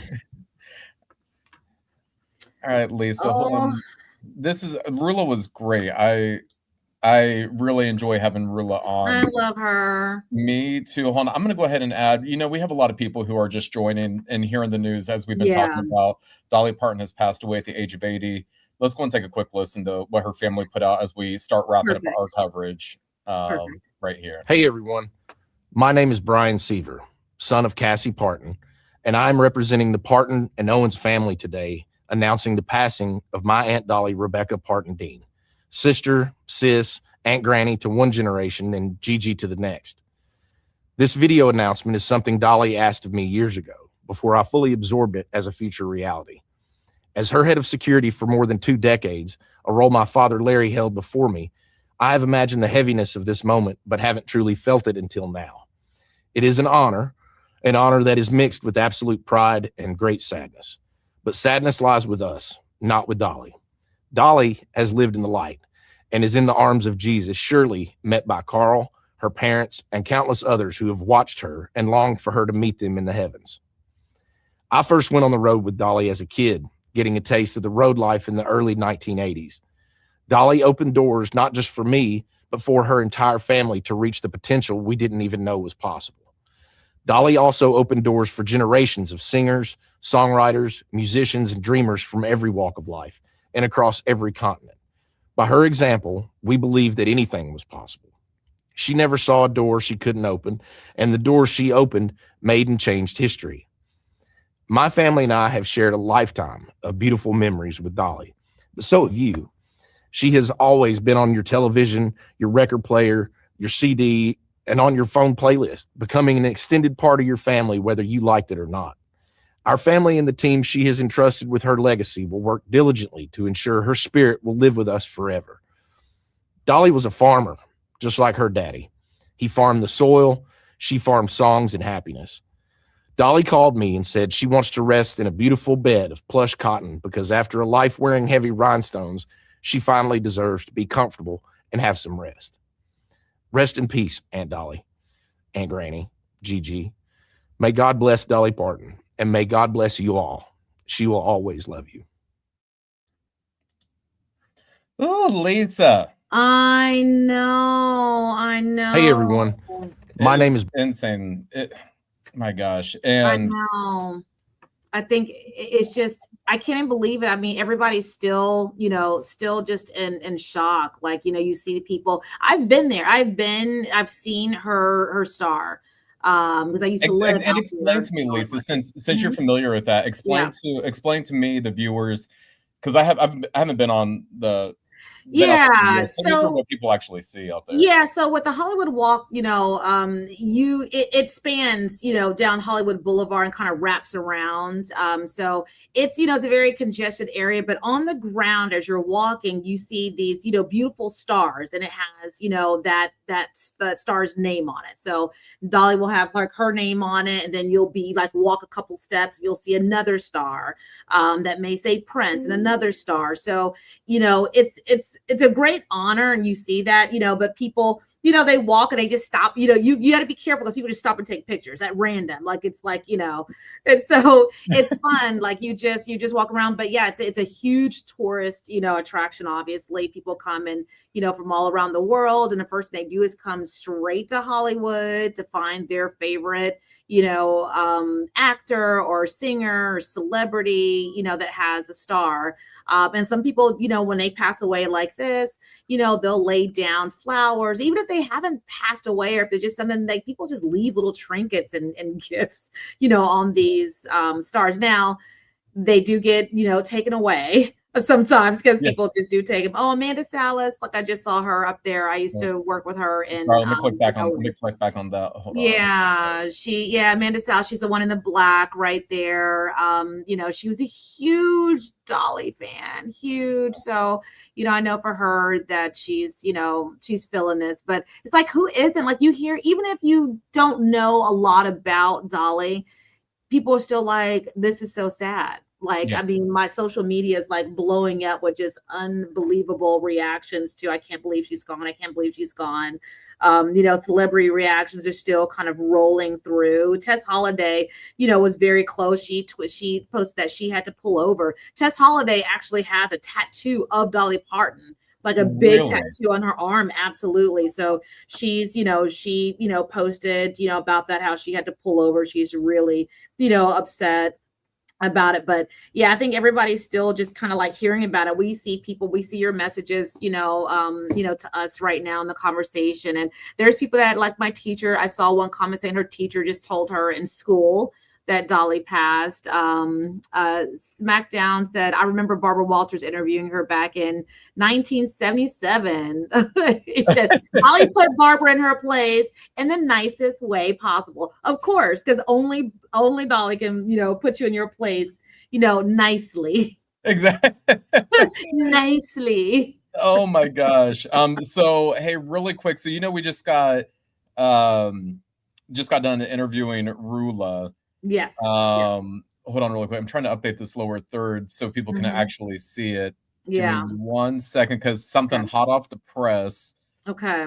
Hold on 1 second. It is hard to multitask sometimes, Lisa. Oh, I especially- know, especially when you're doing, all of this and things, and we're still shaken up about, just what's happened and trying to, be here with you guys. Like, we're letting you know, and obviously you're jumping in, but we're right here with you. We are fans, of Dolly too. So this is, hard for us at the same time reporting on this, but also, just going through it as fans. Yeah, So- no, for sure. And so here's the news. Yeah. So Han, I am echoing on your end. All right, there it goes. Okay. So Rula just sent me a text. She said it is going to be Dolly Day on KRBE tomorrow, 6 a.m. to 5 p.m. Nice. We will play her every hour. They are doing it right now too. Dolly Okay. on KRBE today and tomorrow for people here in Houston, so you could hear all of your favorite Dolly songs. Yeah, it's just sorry, Yeah. keep going. Yeah, no, and no, but it just, everybody is just just commenting. Like it like you are literally still kind of in disbelief that, this has happened, because just like Rula said, like, she's right. She never gave you the impression that anything was wrong, was happening, to her, health wise. And I think that was also Dolly's way of not wanting anyone to fuss over her, worry about her. She was still giving back to us by not sharing any news about her health not being the best. She did not want to be, I think, remembered as being sick, if she was towards the end, because again, we still don't really have the information to report on, on what happened. But I think that was Dolly's gift, to us, to kind of see her in the same light that we've seen her all of these years. But yeah, Zania, beautiful angel, we will miss you. Yep. And like I said, I still think Dolly's up there in some rhinestones and diamonds. Exactly. Sitting on white fluffy clouds, in silk. Oh my gosh. No, I agree with you. And Lisa, I'm getting ready. I know that we're waiting for another guest, but I have another radio host, KG Smooth. Yes. He is also going to jump on. I just sent him the link so he could join us too and talk about the impact. Hold on, sorry, I'm trying to text him. No, I'm still going through the comments. It's a lot of crying, emojis, a lot of hearts. And so, and it's just, hold on, I'm getting ready to share this as well. Yeah. So this is from her, the star. Yeah. Yep, and there it goes. And so you can see it's like, you just walk, and a lot of times whenever you've been there for so long, you just walk past the stars. But in moments like this, you do you celebrate them, and you drop flowers off, and you stop and you pay attention. Yeah. So this will be like this, and by tonight it'll be so much stuff out there that they'll probably have to have security watching it. There'll still be cameras out there, but it'll be a whole bunch of stuff that, flowers that people continue to drop off, and any little memorabilia they want, taking pictures with it. No, and I agree with you. Lisa, I know. I can't even. I know. And it's so weird right now, and I don't know if you feel like this. It's weird, like when we talk about this, because I just feel like that I'm in an overdrive. Yeah, no, like absolutely. I feel like I'm in overdrive right now. I feel like that what we're doing and what we're talking about, it's like it's almost like the words are coming out of my mouth. Yeah. Yeah. And it's the same way when Prince passed away. I was working a live show, and I was here's KG coming on. Hey KG. Let me go ahead and get him plugged in. Yeah. All right. Hey KG, how are you? Hi KG. Hi. Hi. Oh, KG, sad day. No. Yeah. So news of Dolly Parton passing away at 80. I mean, we've been sorry. I'm sorry. It looks like I'm halfway paying attention. I'm trying to multitask right now. It's fine. No, I get it. What I guess you hearing about this, what are your initial thoughts when you hear about this? I am shocked. I am Yeah. literally shocked. Breaking news here, Matt, when you text me about getting on, this is my first time hearing that. So when you text me about coming on, I was like, whoa, Like, what are you wait, talking about? Yeah. whoa. Okay, yeah. What's wild is that I just over the weekend just saw a video on Dolly Parton talking about they were talking about the story of I Will Always Love You, how she wrote it and it was great. And then Elvis wanted to do it, and Elvis's manager was like, he needs half the publishing or something like majority of the publishing. And she was like, nah, sorry, and was hurt Yeah. by it. And Yeah. then Houston came along and did it and, made her all, $10 million. And she created this, this neighborhood or something in Nashville, and just that whole thing. So that was just, I think that might've been Saturday that I saw that. So Yeah. get this news. Oh, excuse me. Sorry about that. So to get this news, it is pretty shocking. And KG, so when Lisa and I were talking, so what we were doing is I was literally in her office, and I was in her office and I was on my phone just scrolling through Instagram, and I saw the video that her family had posted saying that Dolly had passed away. And I was looking at it, I was like, what in the hell? Like it didn't register, it wasn't Like, clicking. it was real. Yeah. Yeah. So I told Lisa, I'm like, Lisa, look at TMZ, because if anybody's gonna Yeah. have it, it's gonna be TMZ's gonna have it. And she was Right. like, yeah, it just came out. And I said, all right, let's go ahead and let's get on camera. Like, let's go ahead and get this stuff going, because this is huge news. Like, and it's like, whenever we think about Dolly, she's one of the icons in the music industry, like Whitney Houston or like Cher, or insert whatever name here. She's one of those people. It doesn't make a difference who you are, what your beliefs are, anything like that. People know who she is, and they, even if they don't like her, they respect her. Yeah. Yeah. And you're not the first, like KG, like everyone was in shock. Like, it literally, the way when Matt just said it, like that's how we're like, wait, is this real? And we started this, on, live stream, just kind of letting people know. And people are like, wait, hold on a second. Dolly passed. And so everyone's having that initial reaction because, they're just like, wait a minute, I just saw her on, something, and she looked fantastic. And she never alluded to anything going on, so you're just like, oh, okay. It's Dolly. Dolly's, she's good. She's good, and then to get this breaking news today, you're going, wait, hold on a second. There's no warning, no nothing. Like, it's not like when you hear about someone being ill and you're kind of like, this is sad, but you knew it was coming. This was just like, we're like, wait, Dolly was sick? It's just that thing right now.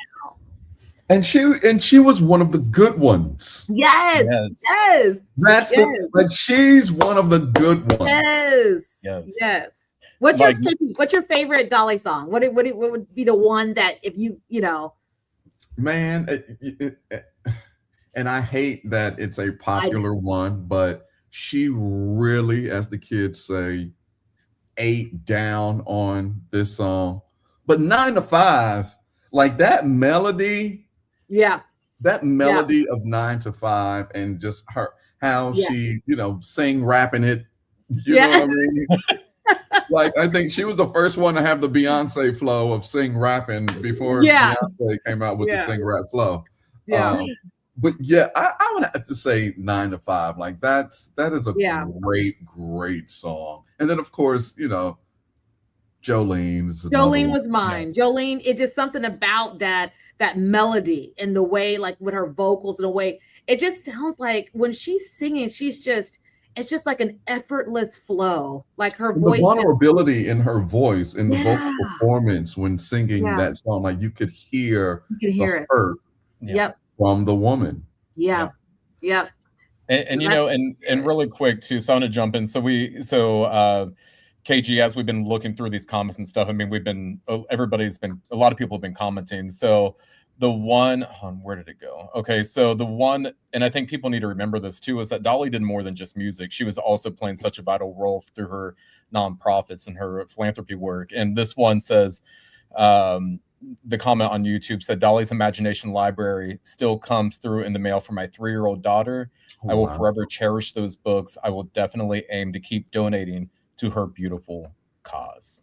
Oh, wow. Right. So, and I think that's the one thing that a lot of people do know about, but I think that sometimes people fail to remember is that Dolly did so much giving back in her home state of Tennessee. Yeah. The Queen of Tennessee. I remember when I lived in Nashville, it was like Dolly could do no wrong in the state of Tennessee. Dollywood. I remember the Yeah. Dollywood commercials growing up. Like I always Yes. go there. It just always looked so fun and fabulous, like the southern version of Neverland or something. Yes. Yeah, exactly.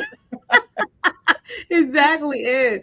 And we were like continuing like reading because obviously everyone's reaction. So Kelly Clarkson, she posted probably about 20 minutes ago, but she said Dolly Parton had a way of making everyone feel special and seen and welcomed, as if you were old friends. I will miss her heart and her voice, as I'm sure millions will. What an incredible gift and talent she was and still is, with an amazing catalog of art she has left behind for us all. Oh my goodness. It just, I mean, like everybody, I mean, the celebrities, they're literally everyone is kind of like, this Pouring is not, in. yeah, it's just pouring in, and people are just like, this is not happening. What are you talking about? And just remembering, I think too, this, because when it hit, people are still in shock of it. So I think it's also taking people a few minutes to just grasp what is happening, to react to it. What are you talking about? I'm still in shock about it right now as we're talking. I know. Like it's just, it's just, but I can't even. It is Have crazy. you seen? Did you all see the video of her nephew making the announcement? Yeah, let's go ahead and let's pull that up really quick too, so we Yeah. can go and see it for people who haven't watched it. Hold on 1 second. It was so well done. My name is Brian Seaver, son of Cassie Parton, and I'm representing the Parton and Owens family today, announcing the passing of my Aunt Dolly Rebecca Parton Dean, sister, sis, Aunt Granny to one generation and Gigi to the next. This video announcement is something Dolly asked of me years ago, before I fully absorbed it as a future reality. As her head of security for more than 2 decades, a role my father Larry held before me, I have imagined the heaviness of this moment, but haven't truly felt it until now. It is an honor that is mixed with absolute pride and great sadness. But sadness lies with us, not with Dolly. Dolly has lived in the light and is in the arms of Jesus, surely met by Carl, her parents, and countless others who have watched her and longed for her to meet them in the heavens. I first went on the road with Dolly as a kid, getting a taste of the road life in the early 1980s. Dolly opened doors not just for me, but for her entire family to reach the potential we didn't even know was possible. Dolly also opened doors for generations of singers, songwriters, musicians, and dreamers from every walk of life and across every continent. By her example, we believed that anything was possible. She never saw a door she couldn't open, and the doors she opened made and changed history. My family and I have shared a lifetime of beautiful memories with Dolly, but so have you. She has always been on your television, your record player, your CD, and on your phone playlist, becoming an extended part of your family, whether you liked it or not. Our family and the team she has entrusted with her legacy will work diligently to ensure her spirit will live with us forever. Dolly was a farmer, just like her daddy. He farmed the soil. She farmed songs and happiness. Dolly called me and said she wants to rest in a beautiful bed of plush cotton because after a life wearing heavy rhinestones, she finally deserves to be comfortable and have some rest. Rest in peace, Aunt Dolly, Aunt Granny, Gigi.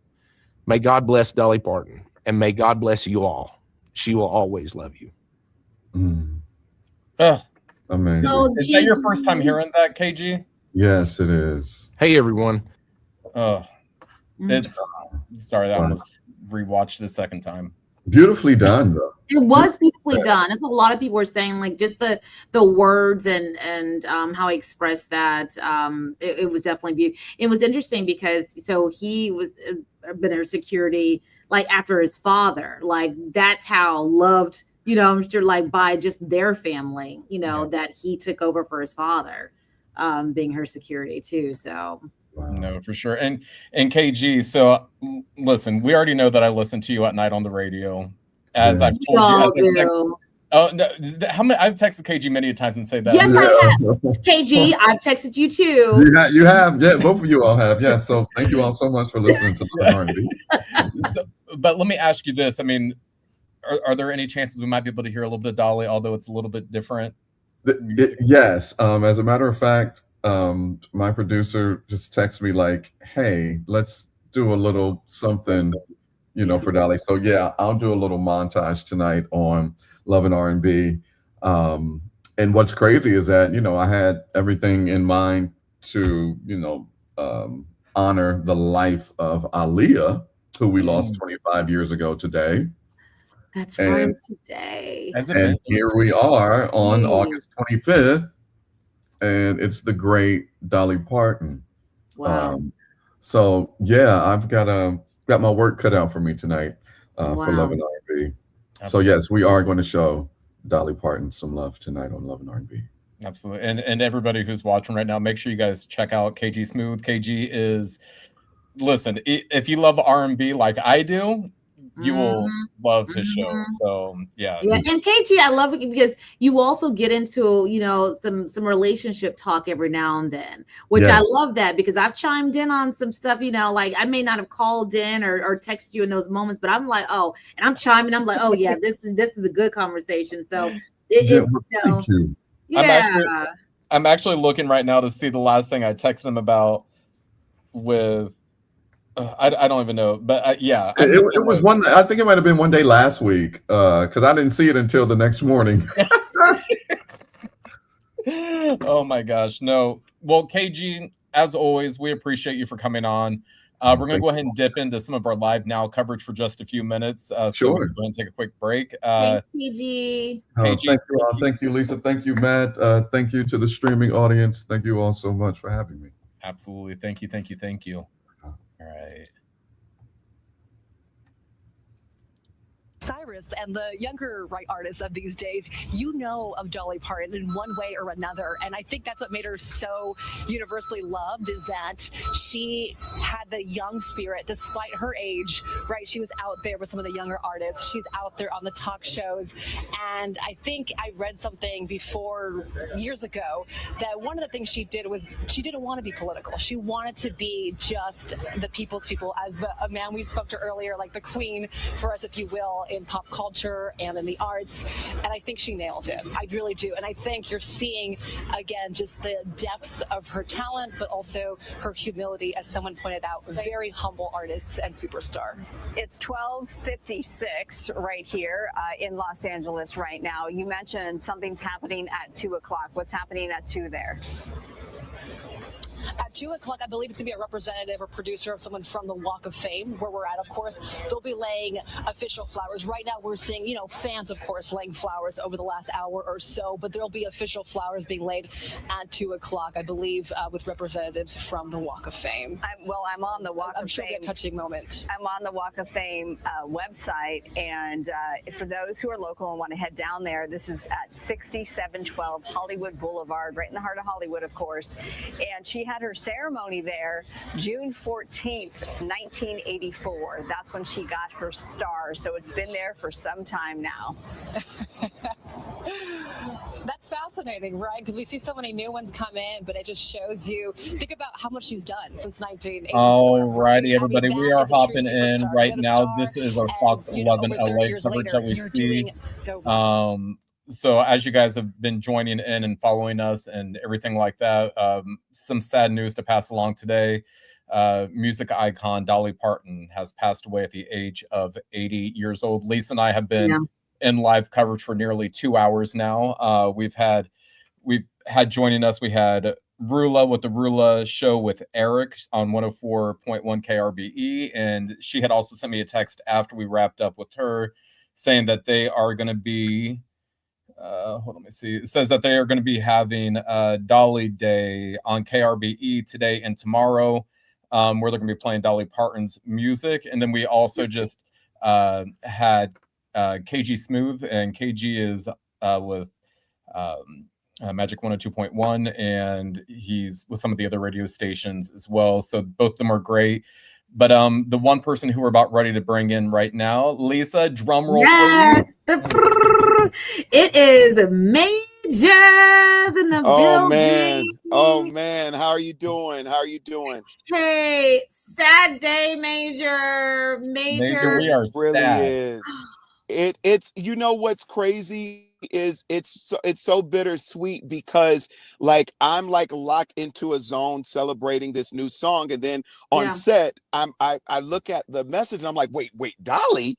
But yeah, you know yeah, what was crazy is it inspired me to go even deeper in my artistic bag, because what she represented was you show up well, period, at all Yeah. times. She has had some crazy things that she had to overcome and endure, even with her husband's sickness. At a time she just yeah, endured it, and she says you show yes. up anyway, and you show up well. So in the spirit of Dolly, I was taking them I was doing that photo shoot like I was working 9 to 5. There you go. What's Yeah, your yeah. major? What's your favorite? What's like your favorite Dolly song? If you had to pick one, what's your favorite one? Well, of course, Jolene is always the one Yes, that gets you moving.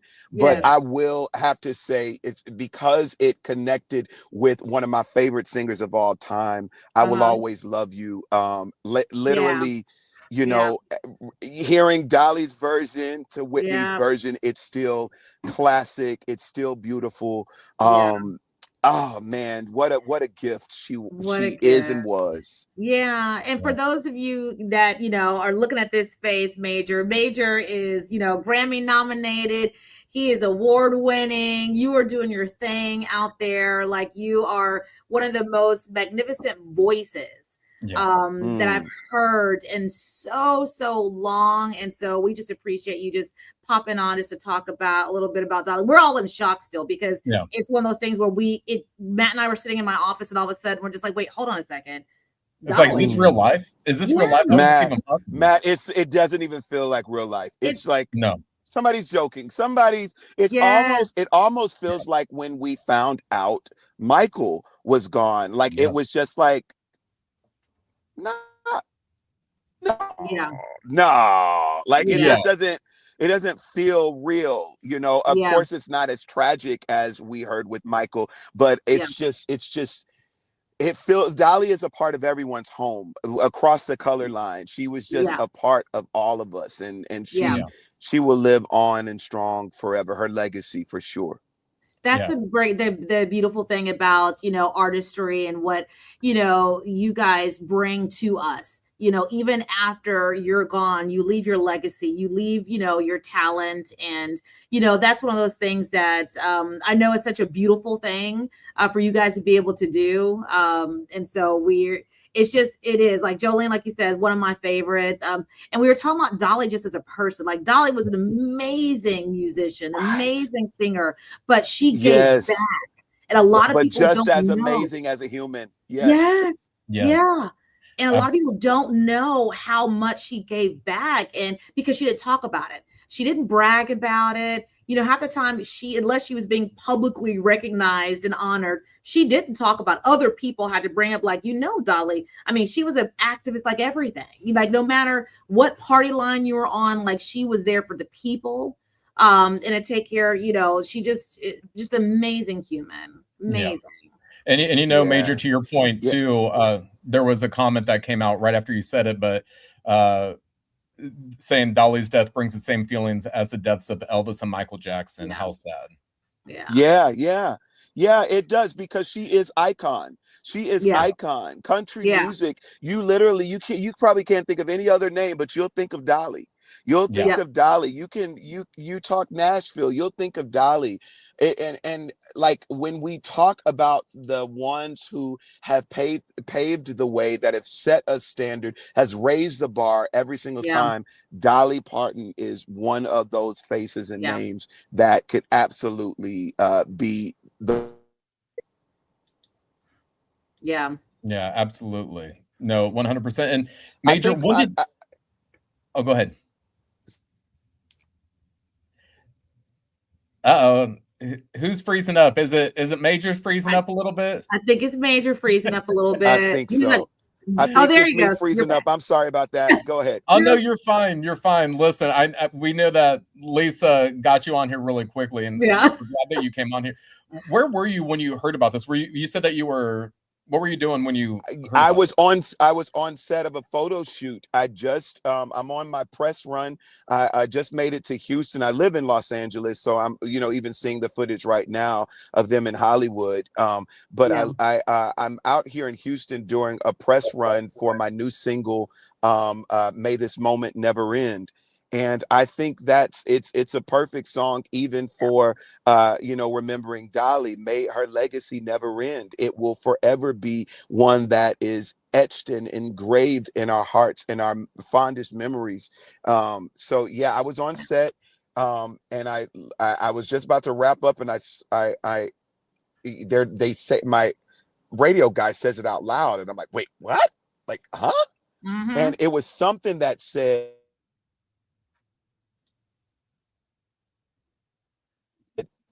for me, like, don't weep for me, like, don't feel sorry Yeah. for me. I just pray for me.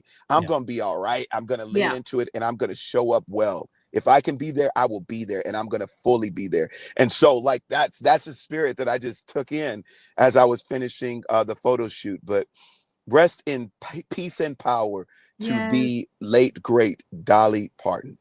Oh, yes. And we just thank you, being able to jump on, with us and just kind Yeah, of spread that love. absolutely. We look forward to seeing you, here on Chatting with Chelsea for season 3 soon, to celebrate your new song. So thank you very much, Absolutely. Major. Yes, Major. Thank you. Yes, yes, Really indeed. appreciate it. Absolutely. Salute to the legacy of our dear Dolly Parton. Yes. We look God forward to bless seeing you. you soon, Major. Bye, Major. Yes, indeed, buddy. Bye, y'all. Yeah. And Lisa, one of the things too, for starters, I love having Major on our Yeah. shows, and Yeah.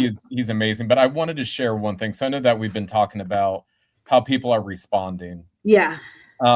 So this was just posted a second ago. Give me 1 second. All right. So this is from Reba McEntire.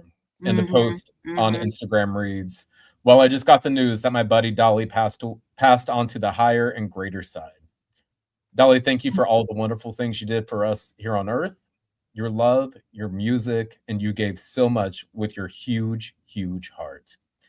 There will never, ever be another you. We will remember and cherish every memory and every note you ever played and sang. Thank you, Lord, for Dolly. She's going to have a blast in heaven singing all her favorite songs with all of her family and her friends who have gone on before her. I'll never forget the first time I met you, and I'll never forget our last conversation. I hold it with love in my heart. I will always love you, Reba."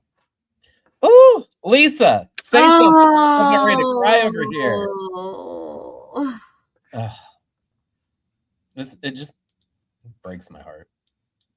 It's just yeah, like I was talking about like Princess, like these again, and I think Rula said it so well that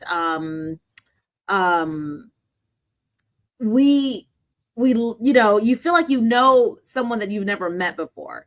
And it's like even with Prince, like because their music speaks to us and we're such fans that I think that even if you've never met them, just you feel like you know them.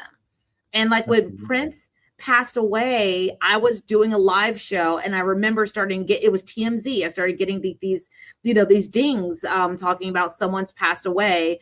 Someone was hurt first and then passed away. And I'm just like at his home, which is like a compound, Paisley Park. And I was like, oh, and in my mind, I was like, it's never Prince. I was like, someone, like rocked hard that night or something like that and didn't make it. But I never once thought it was Prince.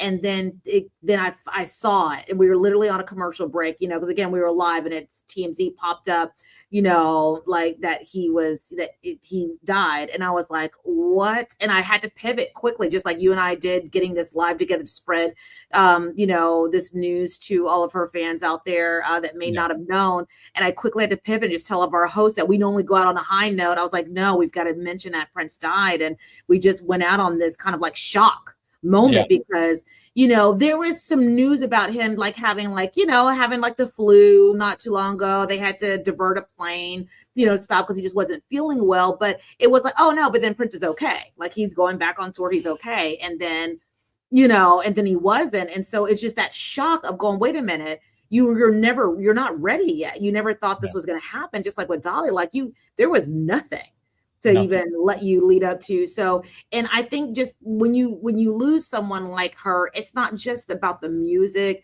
You lost a really great person. And that's absolutely. what is so heartbreaking about this, because there's another great soul that just left, that left us, that was actually doing good out in the world. It's not just about the music. It's not just about, getting, views, reporting on someone passed away. We're really upset that we've lost a great human being in this world that was trying to make a difference, that was trying to stand up for, children and supplying books and supplying, money to, whatever it was like to aid. Like we lost a good human being. Yeah. So absolutely. it's a sad, I think at any time, even if, it's a sad day, like when you lose someone like her. It really, really is. And, one of the things too, we just put a side note, we just put up in the lower right-hand corner of the screen of people being able to say, what is your favorite Dolly Parton song? Yeah. So type 1, 2, 3, or 4 in the chat, and you'll be able to pick what song was your favorite song of Dolly Parton. And then you could actually kind of see how the poll is updating and changing and everything like that as well. At least it's just it's so crazy. And the other thing too, so we've been in live coverage now for just over 2 hours, and it's so crazy to see how many people this actually has impacted. So let's go ahead and go through some of these comments too. So we have Catherine Hollis saying, miss her, big fan, know her for Hannah Montana. We have I Will Always Love You is my all-time favorite. Yeah. Sunflower said, oh, well, she met her. Look at you, Sunflower. I've never met Dolly. Where's that? Oh, God. Sunflower said, I was lucky to meet her. She had a really positive energy, vibes, powerful, and kind. Ugh. And, and it's so, like, that's what I would expect for her, too. It's just somebody who's so kind and somebody who is just a good person in general. Just a good person. And then I love this. So we talked about like, her acting, so Tom C. Claire says she was a beautiful, loving soul. Rest in peace, beautiful. Best movie role was still Magnolias, heartfelt and hilarious at the same time. I like you literally Still Magnolias, and I know they did do a remake, but it's nothing like the original. I think they did turn it into they did remake the movie, but then they also turned it into a series that is still actually on right now. But interesting. I didn't even know that. Yeah, they sure did. But I'm sorry, like the original with Dolly, it doesn't get much better than that. But she was, and it's like she was herself. You look at that and you're like, oh, I just think that's the way Dolly was. No, for sure. And something else too that I wanted to pass along to you. So I'm checking emails as we're going through everything. Yeah. And there was apparently the Harris County Public Library, they recently announced that they're participating in the Dolly Parton Imagination Library program, which provides the free books to kids. So I mean it's something to realize that she makes an impact even here in Houston. We know that Tennessee was her home. We know that just a lot. At least, Lisa, do me a favor. Will you kind of walk us through what we're seeing on the screen right now? And just to your point, and before I get to that, like here's another reaction. Dolly's Imagination Library still comes through in the mail for my 3-year-old daughter. I will forever cherish those books. I will definitely aim to keep donating to her beautiful cause. Absolutely. But what we're seeing right now, so the Hollywood Walk of Fame, if you've ever been to Los Angeles, you know that this is a huge tourist attraction. Like people, they land and they immediately come here, and they kind of spend the day. I mean, it's a lot going on. You've got, people out there imitating celebrities. You may have a Michael Jackson look-alike. They've got the Wax Museum out there that does have a Dolly Parton, wax figure in there too. But the Hollywood Walk of Fame, like, it has these stars, and it's, your favorite celebrity, and their star. Like right now we're seeing Dolly Parton star. So they're on the ground. So you're walking by and you may walk a couple of more steps and it may be Prince. You may walk a couple of more steps and it's Elvis Presley. So it's just all these stars out there that, and people, when someone passes away, they will come and they will put things, they will lay flowers, they'll lay photos, and just to celebrate and honor. And they will stay out there for a few hours. And as the day goes by, there'll be more and more and more that are put out there. And it'll look like a really, big celebration of Dolly by the time probably tomorrow morning hits. But obviously they can't keep things. They'll rope it off at some point, just to make sure it's not disturbed. Hopefully, but yeah, it's. I mean, and so just to put it in context, Lisa, you may have mentioned this, but like Lisa used to live out there. She's familiar with the Hollywood. Gosh, I'm blanking. What is it called? The Walk of Fame? Walk of Fame. I used to live not too far away from here. Like literally, I can walk to here. I lived a couple places in LA, but one of mine, because I was producing a live show that was not too far from here, so I got there at 4:00 in the morning. So I was like, oh no, I need to live close. So I was like, I'm not driving at 4:00 in the morning.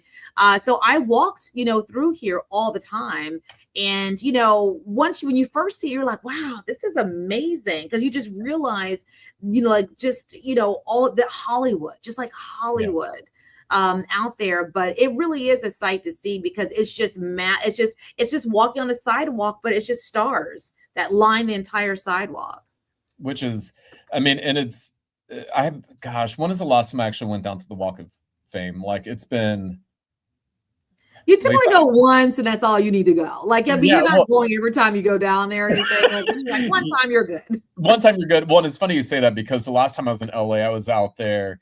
Was it last October, I believe? Yeah. And but even when I was out there, though, I didn't go out there, because, like you said, if you've been there once, you're good. You're good. You don't have to keep coming. But it is good. It's good to kind of go and find your favorite, celebrity or, artist. And that's pretty much, what people do. And then, the nightcap just, here on Fox 26, just that Jolene, I know. Yes. I know. And Brenda Johnson said the movie she was in and the song she sang truly still resonate. All the love she wanted to share with others. She will be greatly missed. Yeah. And what's so funny? So Rula just sent me another text. Han, I'm going to show you this really quick. You ready? Mm-hmm. It's from where she had interviewed. Oh, that's hilarious. I love, and again, like her excitement for it, the way, she was, and, Rula's interviewed so many people. But the way she was reacting, I was just like, you could just tell she was literally just a total fan. She was fanning out completely. I thought she was about to hyperventilate. Listen, and it's so funny because like everybody who's jumping on right now, so I know that we're getting some new followers and stuff. So just kind of an update if you're just joining us now for the first time. Dolly Parton passes away at 80 years old. Definitely some really sad news that we've been trying to digest. Lisa and I have both been on the air since more than 2 hours now, right after the news broke.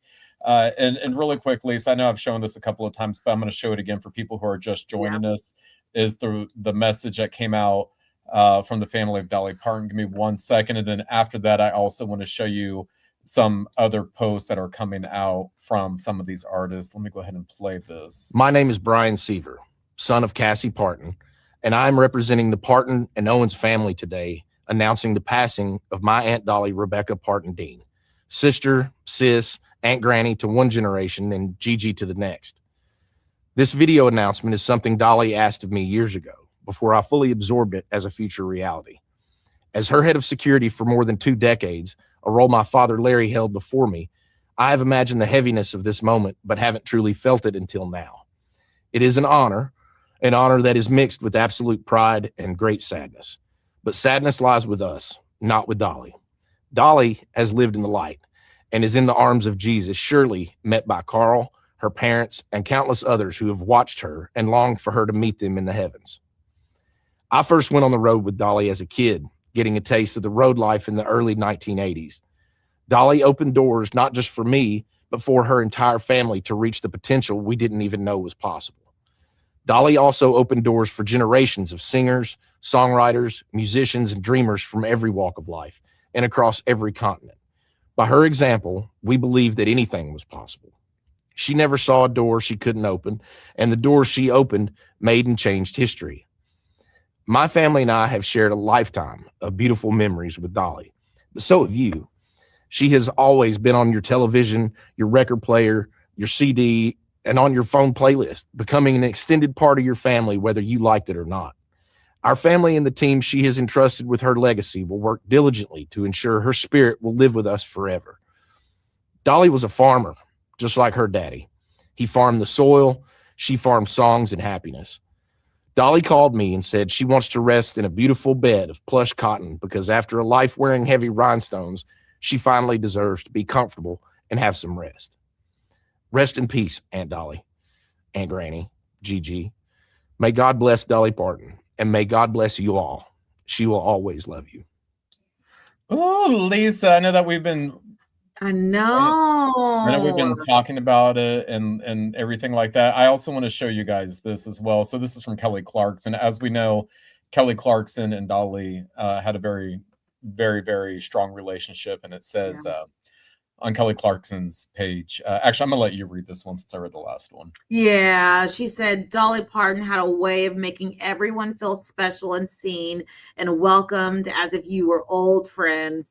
I will miss her heart and her voice, as I'm sure millions will. What an incredible gift and talent she was and still is, with an amazing catalog of art she has left behind for us all. It's like, I think that says it all. Like, we talked about how she made everyone feel seen, and just, and just welcomed. It's again, we've never met her, Matt.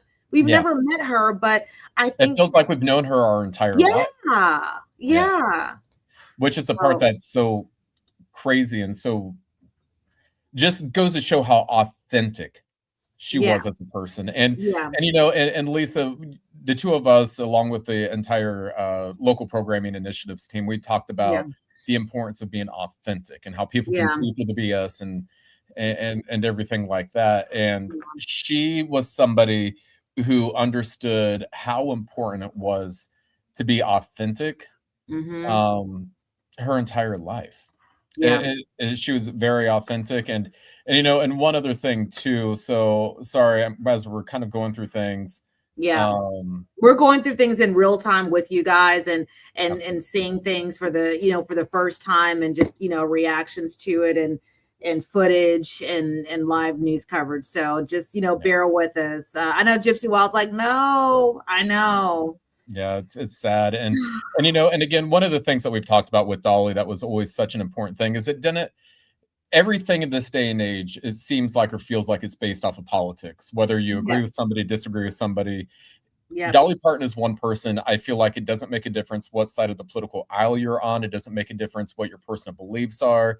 And that leads me to the next thing. So I'm looking over at TMZ, one of our sister properties, and the headline says, we are lowering the flags for Dolly. That comes from President Donald Trump. So he has announced a national mourning period for Dolly Parton, ordering all U.S. flags to be lowered for 1 week.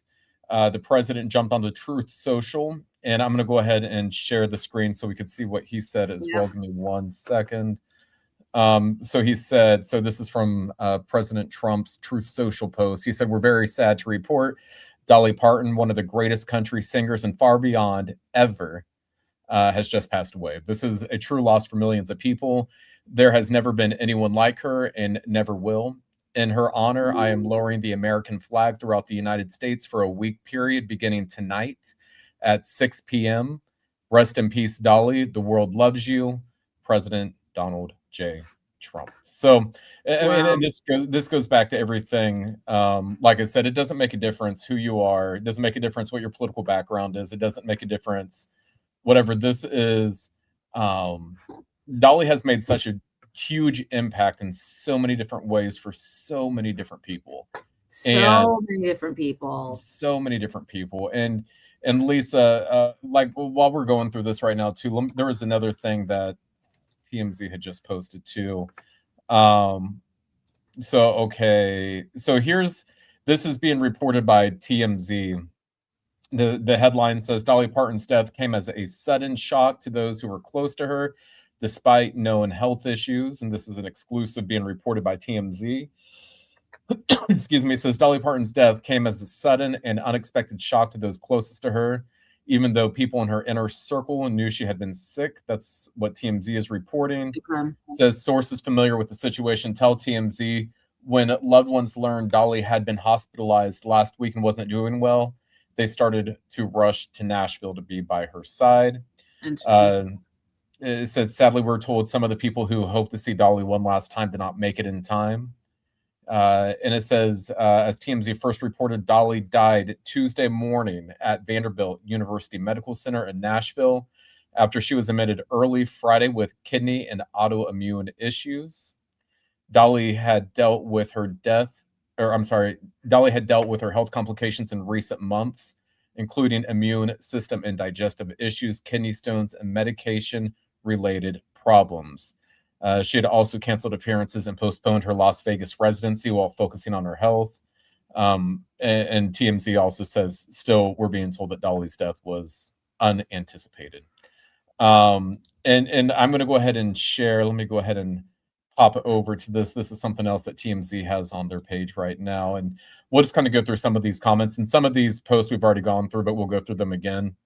So from Reba, it said, well, I just got the news that my buddy Dolly passed on to the higher and greater side. Dolly, thank you for all the wonderful things you did for us here on earth. Your love, your music, and you gave so much with your huge, huge heart. There will never, ever be another you. We will remember and cherish every memory and every note you ever played and sang. Thank you, Lord, for Dolly. She's going to have a blast in heaven singing all of her favorite songs with all of her family and friends who have gone on before her. I'll never forget the first time I met you, and I'll never forget our last conversation. I'll hold it with love in my heart. I will love you. I will always love you, Reba. Oh. So that's it's just crazy. And I'm going to go ahead and try to read some of these other comments too. Give me 1 second so I could show the live video. So we're still seeing the live video that's coming out of LA right now. And then, oh my gosh, like, and if you see Oprah just put, I'm just holding up my phone like for you guys to see, but if you've got on Instagram, Oprah just like posted a picture of her and Dolly. Like, oh my God, look at these queens. Oh my gosh.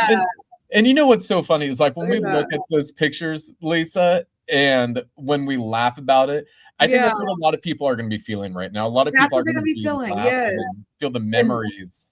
And Oprah, she said, one of my fondest memories with Dolly Parton having a hoot and a holler while wearing Bob Mackie gowns on her show Dolly. This girl from the Smoky Mountains of Tennessee dreamed a life and then lived a life bigger than she could have ever imagined, going so generously to others in ways we saw and ways we didn't. No one like her. She brought the light, and we are all better because she was here. God bless you, Dolly. You earned your wings. Yeah. Oh, that's amazing. And here are some other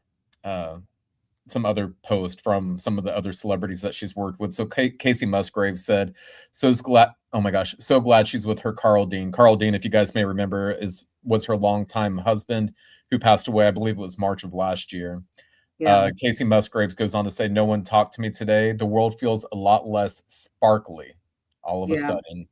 And it says Dolly with the emoji of the heartbroken emoji says, this really hurts.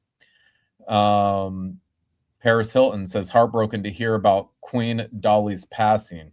She was a true icon and such an inspiration to me. Her talent, her heart, kindness touched so many lives, and she truly left this world better than she found it.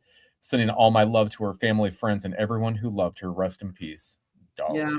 And I'm going to go ahead and Lisa, here's some other comments. I mean, this is, Yeah, they're just like Trisha Paytas said, my heart is broken. Dolly gave us all hope. She was the brightest star in a dark world. Her positivity radiated. She did. She radiated. Yeah. You couldn't help but be happy when you'd hear the signature voice of her iconic laugh. I wanted to be Dolly more than anyone else in this world. She made life feel like it always sunshine and rainbows. She was still she was so active and creative till the very end. One of our last legends. I love you, Dolly. You changed the world. Oh, I just love that. And then I'm looking at before you scroll. So Hillary Clinton also posted Dolly Parton did all the good she could for all the people she could for as long as ever she could. From her legendary songwriting to the Imagination Library, which sent 1 million books a month, 1 million books a month to children across the country. She was the best of America. Dolly, we will miss your great heart. And then Kamala, she posted, Dolly Parton was a true American icon. First introduced to the world as a little girl from up in East Tennessee, she became a global superstar. Her career accolades included 11 Grammy Awards, an Emmy, an honorary Oscar, and my favorite, more than 300 million books sent to millions of children around the world through her Imagination Library. All at once, she was kind, modest, and funny with her music and philanthropy and her style. Dolly was one of one. Doug and I send their prayers to the family and friends. So it's just everyone now is kind of, again, it's like we heard it, but then I think everyone's in shock. So now people they were doing whatever they were doing in life. Like we heard, Major was on, we just talked to a little bit ago, Grammy nominated artist. He was on a set and all of a sudden, he heard it. So I think people are hearing it in different ways right now and just kind of reacting in shock, but spreading love at the same time, because that's exactly what, what she was. She was one of one. She was one of one. And Lisa, let's go ahead and read through some of these comments. I'm going to start from the bottom and working our way up. So the first one is Morgan Davis, 7573, said on YouTube, my heart is broken because of Dolly Parton passing today. She is now with her brother. Yeah. Morgan also said, I love you. Rest in peace, Dolly. Yeah. Let's see. Like Gypsy, love is like a butterfly, fly to heaven, butterfly, fly. That's beautiful. That's beautiful. Really yeah. And we got John Paul says, we will miss you. And it's just, I mean, as we're going through and clicking on these different ones. So this is UTI Warriors Unite. Listening to her music will never be the same. I'm thankful I was able to go to some of her concerts, but I always prayed I would get to meet her. I loved her so much. Yeah. Sandra Morrow says 9 to 5. She was one of the most beautiful people ever. Loved when she made fun of herself. Loved her and Kenny Rogers sang Islands in the Stream. You go, Dolly. You now have your angel wings. Oh, I know. Just like all the love just pouring in. It's mind-blowing to me. And I know that we keep saying that, we keep repeating that, but I think that it's always, especially when it's something like this, we just, I mean, we're people just like everybody else. And it's just, we sit here and we try to think about what's the right things to say. How do we report this news to you? And I think the biggest thing when it comes down to it is we would do it just like she does it. It's just being authentic and just laughing and just remembering the things. Because again, like we've talked about, a lot of people may have not known her personally, but she still felt like a lot of people's family. And Morgan also said, I remember Dolly Parton and Keke Palmer in the movie Joyful Noise with Queen Latifah. That's a good movie. I haven't seen that in a I know. Oh my gosh. And then sorry, keep going, Lisa. I apologize. No, I was just sitting there because as you start looking at things like we all are, I'm sure people are just like, just Google, crazy right now because you're just remembering all these things. As one person brings something up, you're like, oh my gosh, oh yeah, I remember that. And you're just going back. It's like, I remember, Dolly and Queen Latifah and that. I was just like, it just popped up on something with them actually performing. Yeah. Which is so crazy. So there's just so much that to go back and just like, to revisit and remember and smiling through it. Like Yeah. that's the one thing, like, she left you with nothing but, like good feels no Well, matter what.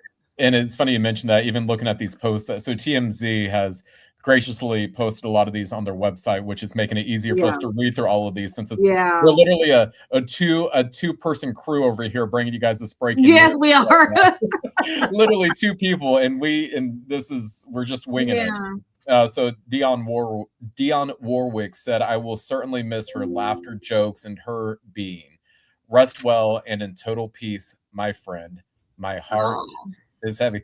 Ah, Lord, Lisa. Every time I read through these, this is the reason why I have to go through these back and forth, because I'm an ugly crier, and if I start boohoo Please crying, don't. I don't want to see that. No one deserves to see that today. Let us feel like, just no ugly crying. Like Bette Midler said, our beloved Dolly Parton has died. I'm devastated. I'm sure the nation will mourn her as I do, and for many years to come. She had a voice of pure gold and a heart to match. What a terrible, terrible loss.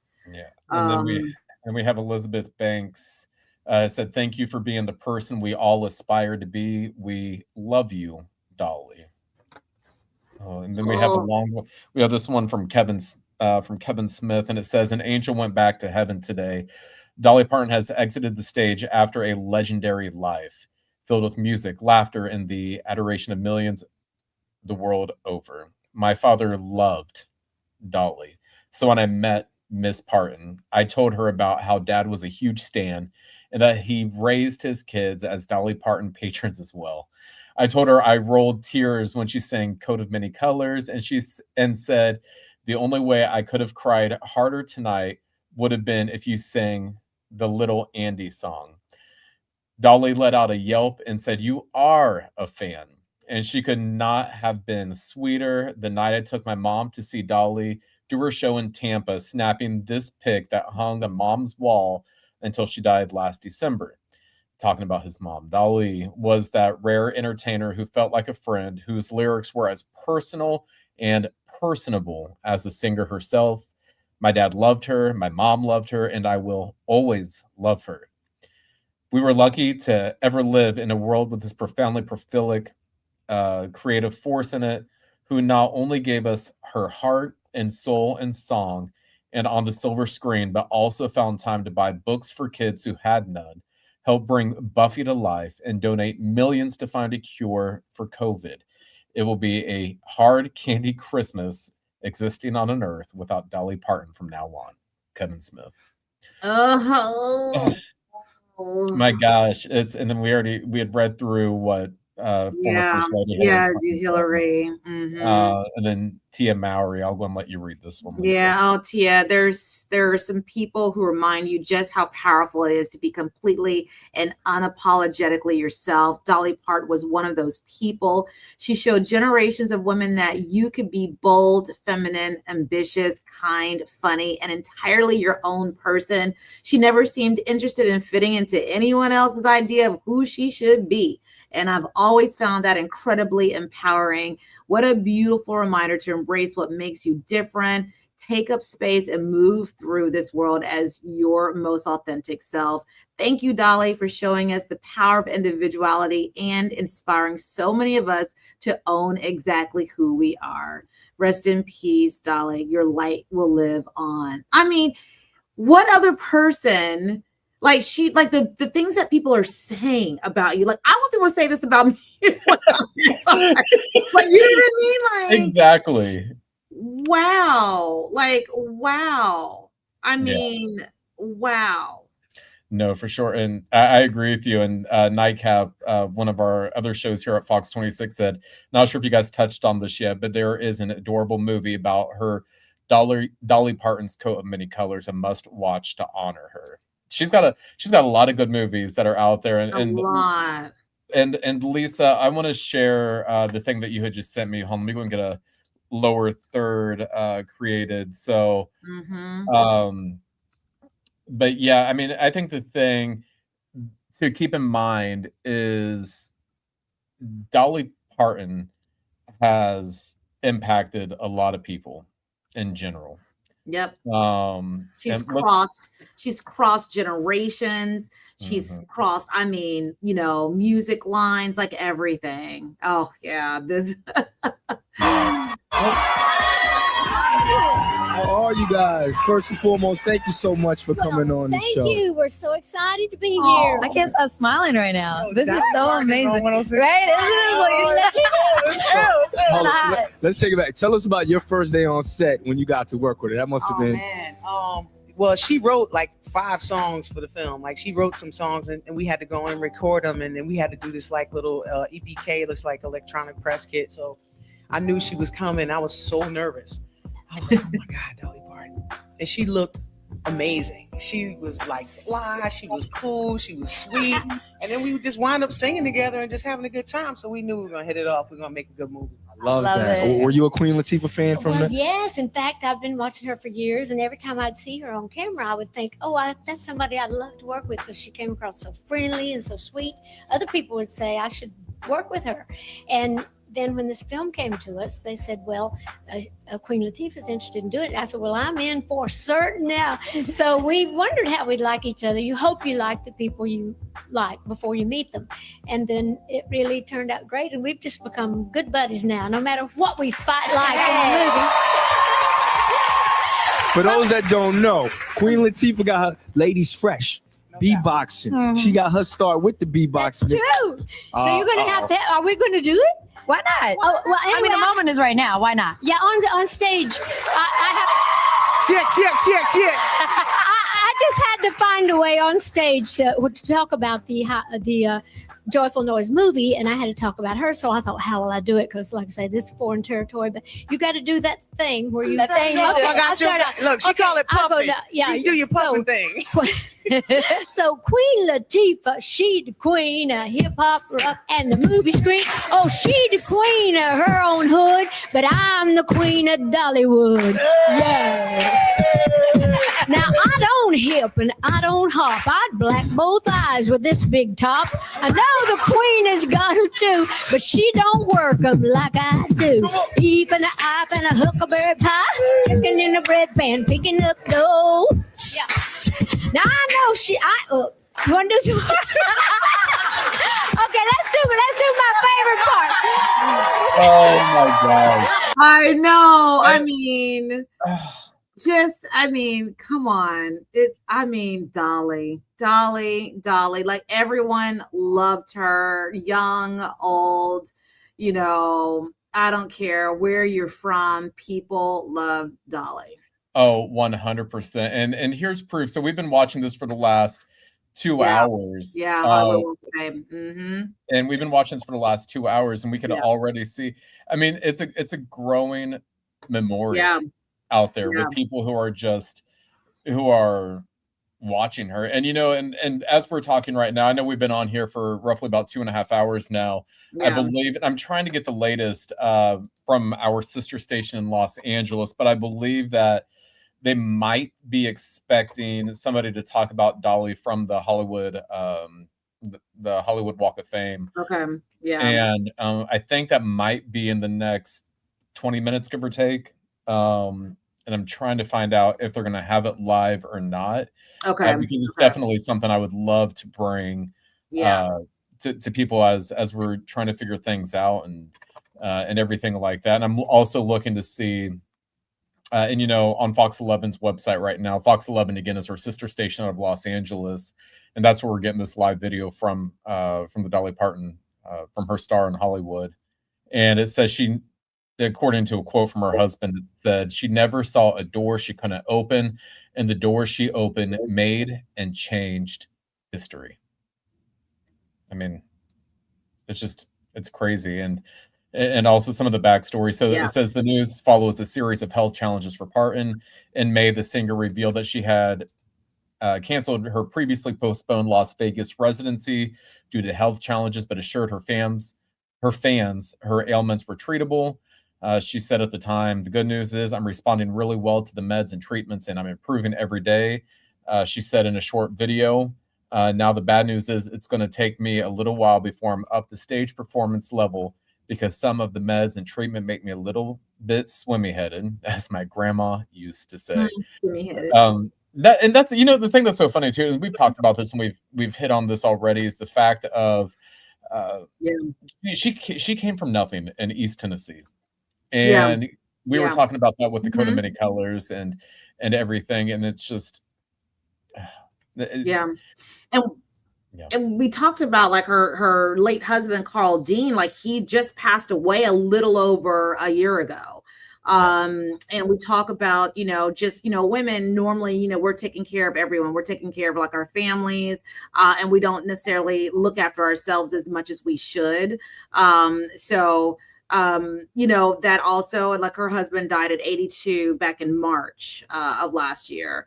So I know, I'm sure she was obviously like heartbroken, as well. And we, talk about there, plenty of people that have died from, from a broken heart. Like, she was definitely a very private person when she came to her relationship, and I'm sure she loved big. And so it's, it's sad. It's sad to think that she possibly could have, also, have had a, broken heart from losing her husband. But, for sure. And kind of to Kevin, to your point there too, Lisa, Kevin's G take said, "I can only imagine the reunion that she is having right now in our heavenly home." Oops, it looks like we lost some video right there. We're going to go and switch over to this tab where we can see what people are saying about her and stuff as well. Let me go ahead and scroll down just a little bit. So let's go ahead. We have Lil Nas X says the one and only Fly High Miss Dolly, and the picture of the two of them. Blake, here, I'll let you read this Blake Shelton comment while I read this. Blake Shelton. He said, "I can say with absolute certainty that we are all feeling the same heartbrokenness today. I only got to spend any real time with Dolly when Gwen and I go to work with her on The Voice. I want everyone to know that she was the exact person that you think she is. It was like being with the funniest person, the funnest, most loving, most caring, and closest member of your family. Truly lost for the entire world. We love you, Dolly." Everyone's saying exactly the same thing, about her.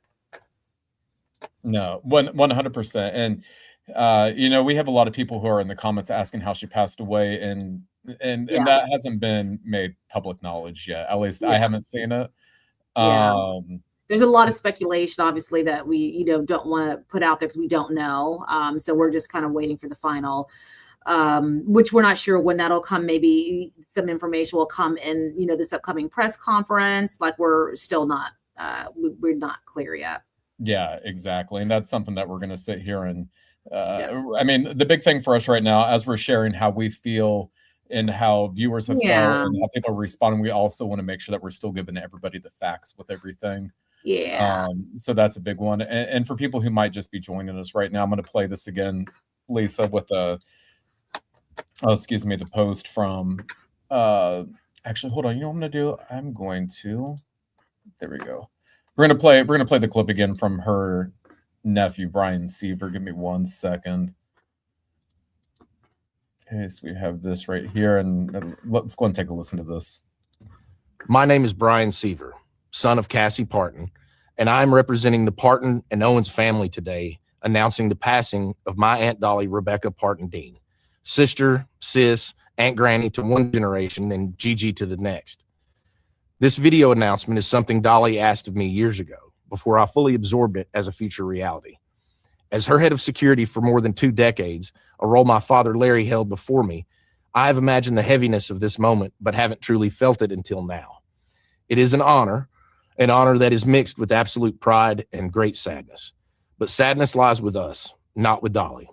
Dolly has lived in the light and is in the arms of Jesus, surely met by Carl, her parents, and countless others who have watched her and longed for her to meet them in the heavens. I first went on the road with Dolly as a kid, getting a taste of the road life in the early 1980s. Dolly opened doors not just for me, but for her entire family to reach the potential we didn't even know was possible. Dolly also opened doors for generations of singers, songwriters, musicians, and dreamers from every walk of life and across every continent. By her example, we believed that anything was possible. She never saw a door she couldn't open, and the doors she opened made and changed history. My family and I have shared a lifetime of beautiful memories with Dolly, but so have you. She has always been on your television, your record player, your CD, and on your phone playlist, becoming an extended part of your family, whether you liked it or not. Our family and the team she has entrusted with her legacy will work diligently to ensure her spirit will live with us forever. Dolly was a farmer, just like her daddy. He farmed the soil, she farmed songs and happiness. Dolly called me and said she wants to rest in a beautiful bed of plush cotton because after a life wearing heavy rhinestones, she finally deserves to be comfortable and have some rest. Rest in peace, Aunt Dolly, Aunt Granny, Gigi. May God bless Dolly Parton, and may God bless you all. She will always love you. So Lisa, there's Wow. the clip from her nephew Brian Seaver. Yeah.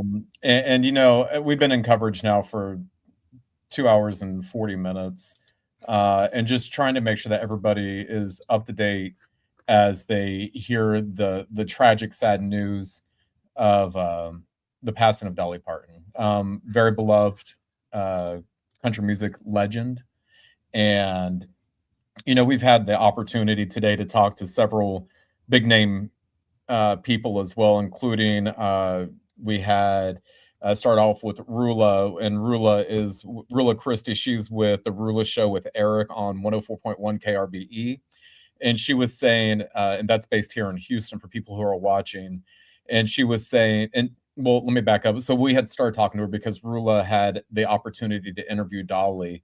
What did she say, 2 or 3 years ago? I believe is what she said. Or was Yeah, it I think so. Yeah. and so, but she had the opportunity, and again, she had showed me this picture. I'll go ahead and show you the picture that she had. It's kind of hard to see with the reflection, but you get the hint though. Yeah. And Rula was saying that she found out that KRBE is going to have Dolly Day on KRBE tomorrow. They'll be from 6 a.m. to 5 p.m. They're going to play her every hour. And it looks like that they're also doing that today. We also had a chance to interview KG Smooth, and KG Smooth is another.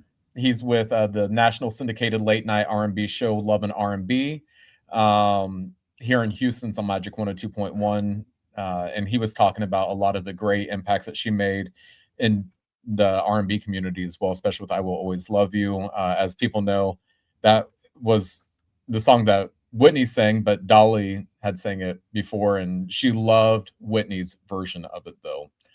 And then also we had talked with Major, musician Major, and Lisa explained again where he said that he had heard of her passing today. So Major Grammy nominated R&B artist. He was actually doing a shoot. He was doing like a photo shoot for his latest song that's out now. And he said that he heard like someone yell it out. I forgot who he said it was on set with him, yell it out. And he was like, wait, what? Like, what are you talking about? And that's literally the shock that everybody has been expressing, like just hearing about it all of a sudden, like from, just wherever they are, like whether you were driving in a car. I think Tess Holiday, she posted that she was driving and she had to pull over. She was in tears, and she actually has a tattoo of Dolly on her shoulder. And so, people are just hearing it in moments. Some are late, hearing it. Some people I think would, you text them, that's how they're finding out. They're not even hearing it in breaking news just yet because they may not be in front of a television. So yeah. Yeah, and really quick, because we're going to jump into live now programming here in a couple of seconds, but we want to share some more of the comments that have been posted up there too. So Kelly Osborne posted online, and thanks to our sister property TMZ, for posting a lot of these and having these all together. But Kelly Osbourne said, Dolly, thank you for paving the way, not only for women in music, but for women everywhere to be unapologetically themselves. And before we continue reading that, Lisa, that's something we've been talking about time and time and time again, is about just being authentic and how authentic she was. But Kelly goes on to say, you showed us that we could be ambitious and kind and soft, strong and soft, fearless and authentic. One of the greatest honors of my life was getting to work with you. Your legacy reaches far beyond music. Through your philanthropy, generosity, and commitment to literacy and education, you changed countless lives and made the world a better place. You used your success to lift others, proving that true greatness is measured not only by what we achieve, but by what we give. There will never be another Dolly Parton. Thank you for the music, the laughter, the love, and for leaving the world brighter, kinder, and better than you found it. Again, that's from Kelly Osbourne. So, Jamie Lee Curtis, thank you, Dolly, for all of it. Like, all I gotta say, for all of it. She said, they say, don't meet your heroes. Her bravery to know that she was more than they thought she was, and that she needed to break away and move on into new work and new possibilities, led her to write I Will Always Love You as a way of thanking and loving, but moving on. She's a great example for us all, which a lot of people don't know, that I Will Always Love You, that was sang by Whitney Houston in The Bodyguard, was actually written by Dolly Parton herself. And I know with Rula, she's going to be actually playing that version, Dolly Parton's version tomorrow morning on the show. So I think it's a beautiful beautiful song, and to hear it from Dolly, the way it was written and the way she meant it to be. Like, and again, Whitney Houston, amazing. It was beautiful, and it's one of my favorite songs as well. But I would definitely love Dolly's version as well. Oh, 100%.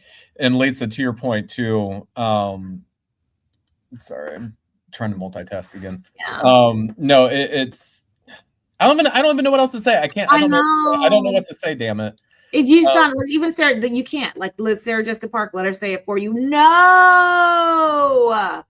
I never met Dolly Parton, but my gosh, did I love her? Which, that's what we've all been saying. There's celebrities that have never met her but love her. Like, we've all been saying that. I don't think any of us had to know her to love her. Yes, one of the greatest this country ever produced, legend for real. Forever, and always advocating for those she knew and understood needed a champion. What a loss, but aren't we so lucky, so fortunate for the endless gifts she shared with the world. Godspeed and rest in peace. You will be terribly missed.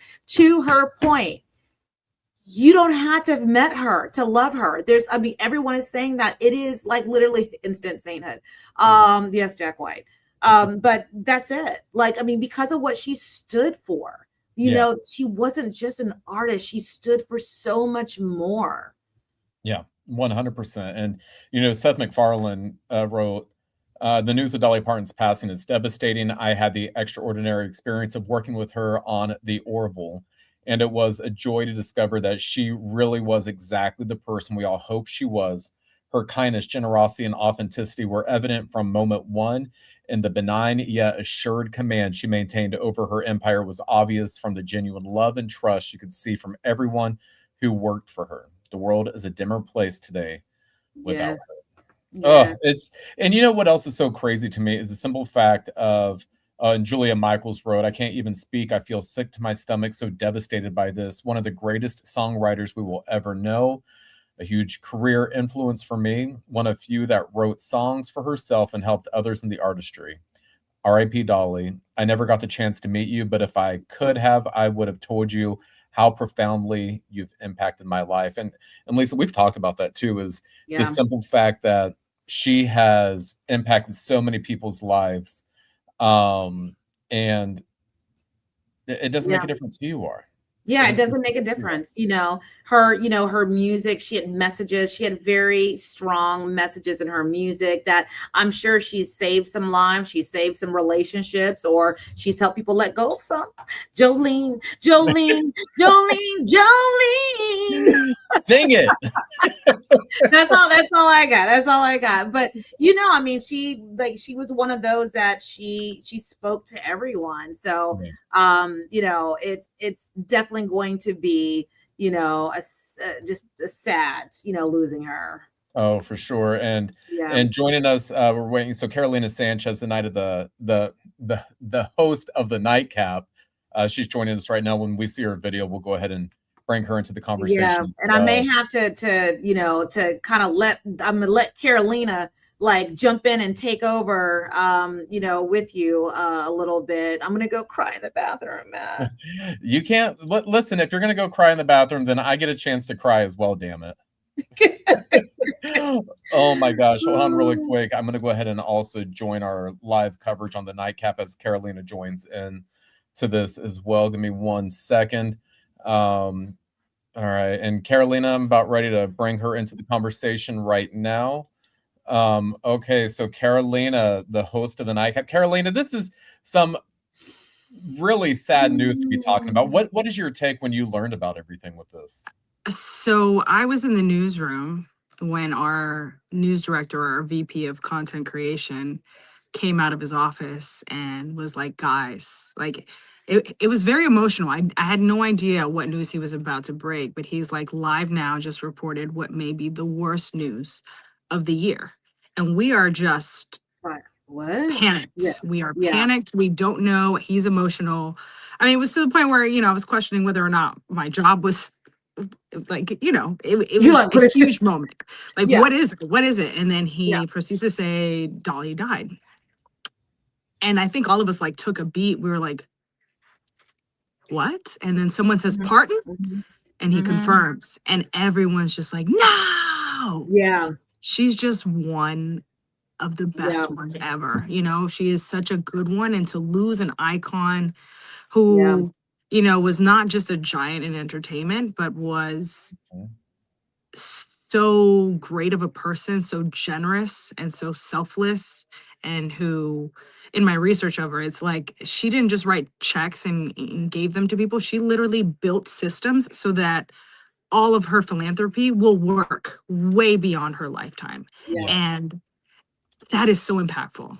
And it reaches all the way here in Houston. So I am so sad because I won't say that I consumed a lot of her music or that I watched a lot of her movies. I'm very familiar with her. I do love her hits. I'm not going to say that I don't. But what I did know about her is that she was a giving person and a good person and seemed to always be on the right side of history. Yeah. Yeah. And it's funny that you say that, Carolina, too, because that's the one thing that Lisa and I have been talking about is when it comes down to everything, it's like, it doesn't make a difference who you are, what your beliefs are, so on and so forth. People love Dolly, maybe not for her music, maybe not for her acting, but I mean, I did for both, but whatever the case may be, is it may be something along the lines of they respect the simple fact of how much she did for our kids in America, or how much she did for people who are from Tennessee, or not even just Tennessee, but earlier we were talking about, I'm like, before I came out and stuff like that, or as I was growing up, no matter what, it's like you felt like whenever you listened to her, you watched her or what have you, you could just be yourself. And I think that's one of the things that was always was one of the reasons why I think so many people connected to her, just in general. Yeah. It's like her fame was to give back. Like she became famous, but she was personable. Like she was someone who was human to us. It wasn't like she was this god that we couldn't talk to or that wasn't relatable. Like she was really so down to earth and so willing to be with the people and for the people that like I was like, we lost a big artist, but we lost a bigger human, a bigger humanitarian. Like, we lost that person. We actually lost a great person. And that's sad to me. Like, again, like, love her music, love her as an artist, but I'm really sad that we lost a great human that was really doing what they could, giving millions of books to children. And we know that is a huge, huge issue, with child literacy and everything in this nation. So for her to do what she can to put books into the homes of those that don't have them, like millions of books. And I forgot it was like a crazy statistic of how much she's given to, you know, children and given to that or her organization. But we just lost a great human, and that's so sad to me. Just yeah. Yeah, no, absolutely. It looks like that we may have lost Carolina on here, so we'll go ahead and can you hear us, Carolina? Give us a thumbs up if you could hear us. Yes. Sorry, Okay, I went on perfect. mute and then all of a sudden I'm seeing spinning circles. that technology, that's what it's it just does all of a sudden. Right. Yeah, Listen, it looks like you're still setting up over there too. Yeah, it looks like they're setting up. Actually, hold on. Let's go ahead and I'm going to jump in really quick to this and let's see if they actually have any audio coming out of here. Hold on.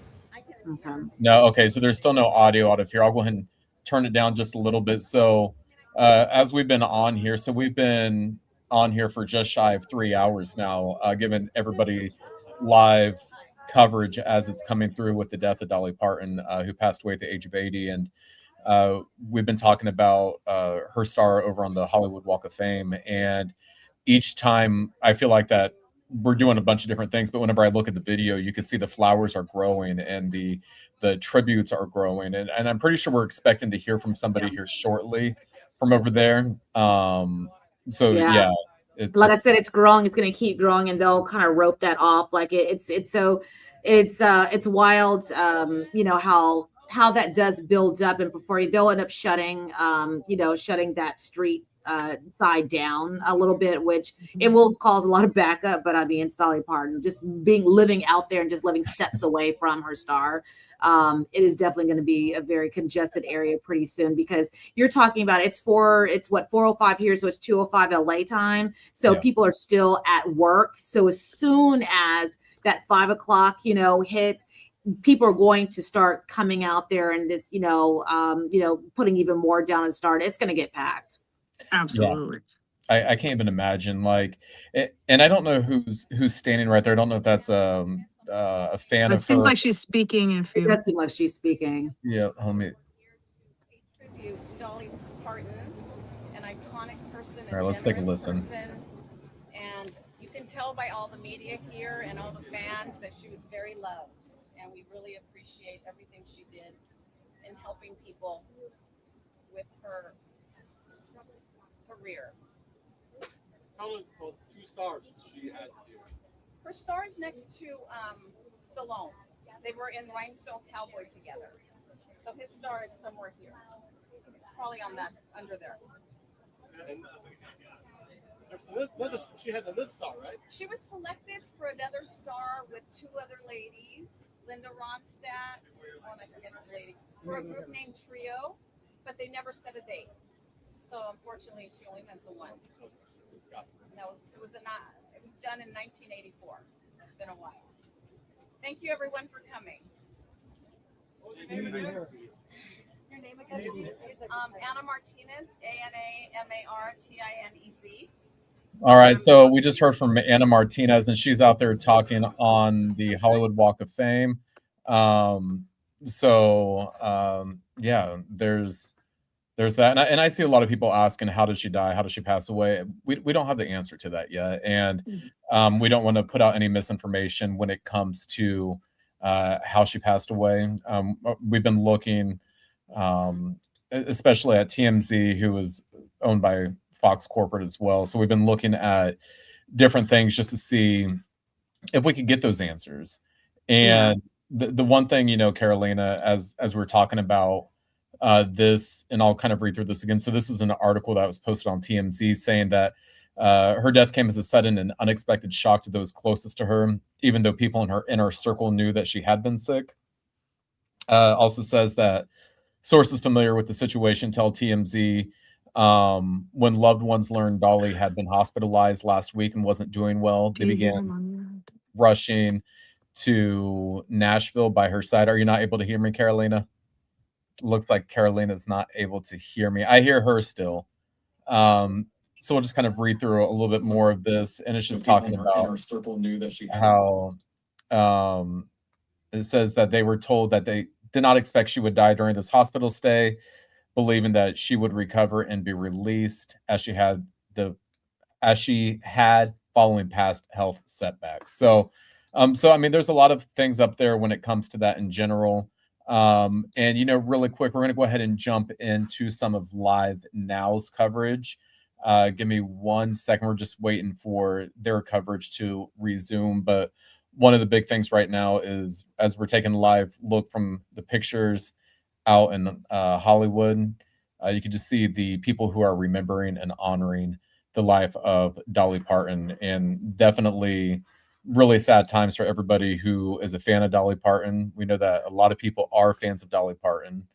So yeah, it's really sad times right now. So let's go ahead and look at some of these comments as well. So some of the comments that are on here. Let's see. So some of the people who are commenting, somebody says, for me, it doesn't matter how she passed. What matters to me is that you are not promised another day. This is not a permanent home. Heaven is through Jesus Christ. We have somebody saying, God bless, R.I.P. Dolly. Morgan Davis says, there won't be another Dolly Parton. Rest in peace, girl. I love you. The world will love you because you are gone. So we have a lot of these different people who are commenting right now. And Carolina, welcome back. Sorry, I know you're having some audio issues. Yeah, sorry about that. No, it's completely fine. Listen, when it comes to this, guys, we're doing live streaming right now, new technology. So this is just to be expected when it comes down to it. So, but now I'm just going through some of the comments right now, Carolina. I have to ask you, what is your favorite Dolly Parton song, if you have one? I Will Always Love You. Obviously, Whitney Houston's version is the most popular. Yeah. But there is nothing like that song. Yeah. And I think Dolly wrote more songs than we even know about that, come from her hand. Like, she was brilliant. Yeah, I mean, I Will Always Love You, I think is my favorite. Yeah, no, absolutely. And also it was so funny because as you know, I used to live in Nashville, and just hearing people talk about her in such high regard, they always refer to her as the Queen of Tennessee. And it's so funny because I don't know if I'm going to be able to find it easily, but my sister and I are both big Dolly fans. And I remember at one point, so in a lot of states, like here in Texas, you could get customized plates. And I remember my sister, I don't know if she actually did it or she said she was going to, but she wanted to get a Dolly Parton license plate for her vehicle. She got it? I can't remember if she actually got it or not. And I'm trying to look through the old pictures that she had sent me. And my phone, of course, wants to freeze up whenever I try to. It's not going to show me, dang it. But yeah. I can't remember if she actually. Oh no, she did get it. She did get it. Oh, she did. Yeah, hon. I'm gonna show you what it looks like on Ohio's DMV Dolly Parton plate, because I don't want to show off her specific license plate. Yeah, let's not get your sister doxxed. Exactly. So this is what it looks like in Ohio. Oh, I love it. Yeah, and it's part of the Imagination Library of Ohio. So yeah, so my sister. So were you and Lisa able over the last 3 hours to talk about all of her philanthropy? It's what I'm covering at 4 p.m. on news, on Fox 26 News. Take us through more of it. Take us through more of it, because we talked about it some, but we were just rotating the conversation and going through everything and all of that fun jazz. Yeah, I mean, so we got to go back to 1988 is when she established the Dolly Foundation in Sevier County, Tennessee, where she's from. And she started what is called the Buddy Program, where she paired 7th and 8th graders with a buddy, and whoever graduated would get $500. And because of this program that she created, the dropout rate went from 35% to just 6%. That is outrageous work. Oh, yeah. Education was so important to her. And that Dolly Foundation obviously lives on. And now she's giving out 15,000 college scholarships to, I want to say 5 local high school students from Sevier County every single year. Which is So insane. this is going way beyond what she started with, but like to go from 35% dropout rate to just 6 because of her buddy program, that is outrageous to me. And what many people probably know about Dolly is that her father was illiterate, and that was the whole reason that she started Imagination Library. And she started it back in 1995. And she made sure that kids under 5 would receive books in the mail for free at no cost to them, postage, nothing cost them or their parents, with their name on it. And it would be age appropriate for them to, have books that would help them read and become more literate. And it's something that continues today. I mean, the numbers are outrageous. It's more than 314 million books have been gifted. More than 3.4 million books have been mailed every single month. And it's not just in the USA. It's in Canada, the United Kingdom, Australia, and Ireland.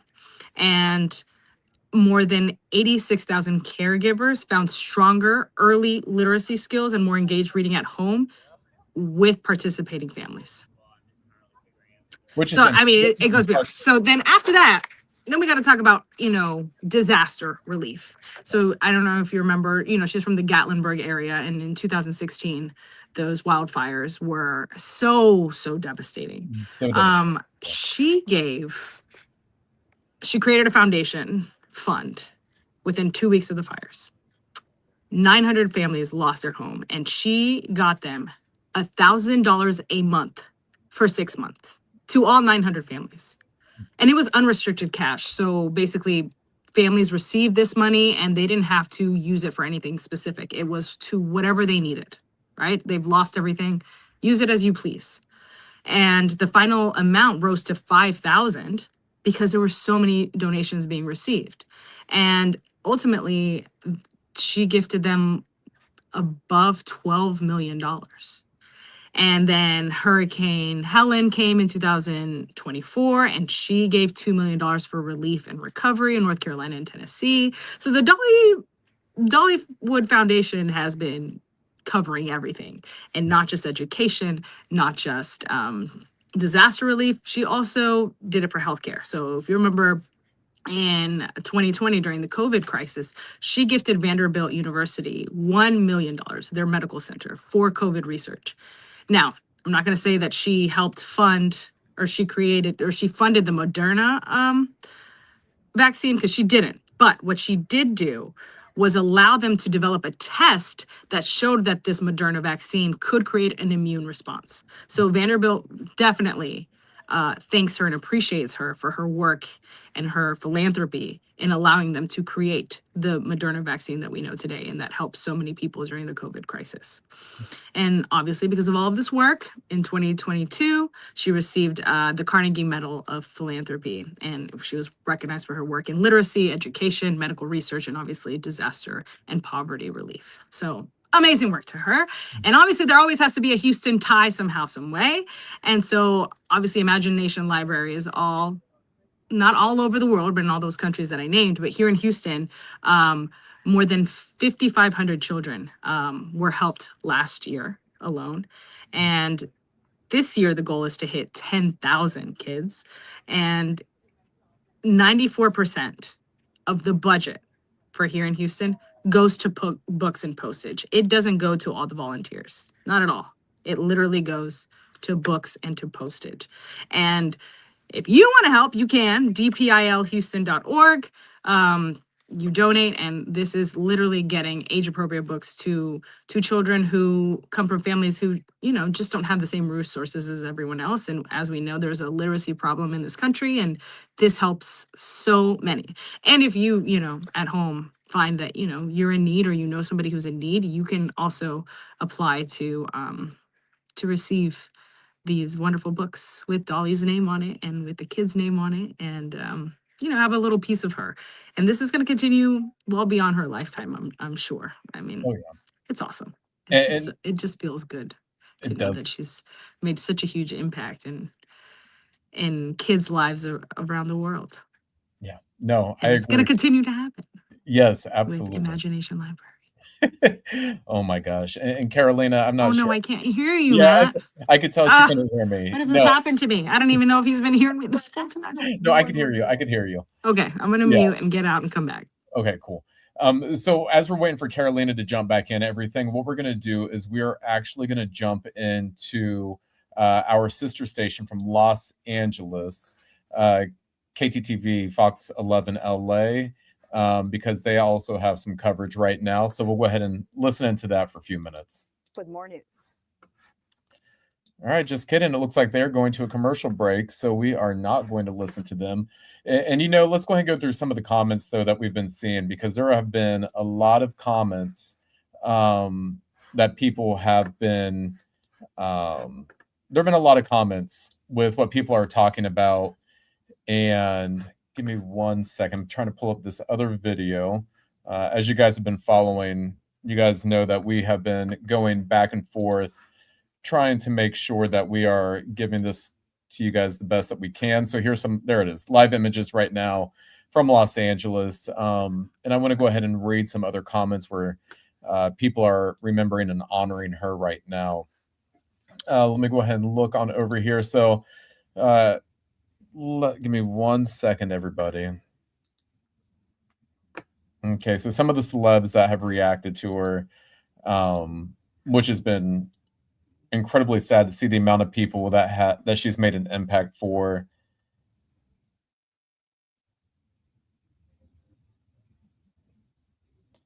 All right, give me a second. Let's go ahead and look over at look at this right here. And while I'm pulling up something else, I'm gonna go ahead and share the video that was first released by her family earlier today. Give me 1 second as you bear with me. Okay, let's go ahead and do this. I'm going to share this tab. Hey, everyone. My name is Brian Seaver, son of Cassie Parton, and I'm representing the Parton and Owens family today, announcing the passing of my Aunt Dolly Rebecca Parton Dean, sister, sis, Aunt Granny to one generation and Gigi to the next. This video announcement is something Dolly asked of me years ago, before I fully absorbed it as a future reality. As her head of security for more than 2 decades, a role my father Larry held before me, I have imagined the heaviness of this moment, but haven't truly felt it until now. It is an honor that is mixed with absolute pride and great sadness. But sadness lies with us, not with Dolly. Dolly has lived in the light and is in the arms of Jesus, surely met by Carl, her parents, and countless others who have watched her and longed for her to meet them in the heavens. I first went on the road with Dolly as a kid, getting a taste of the road life in the early 1980s.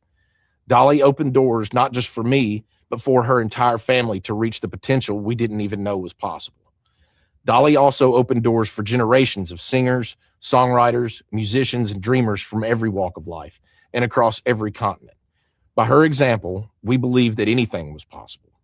She never saw a door she couldn't open, and the doors she opened made and changed history.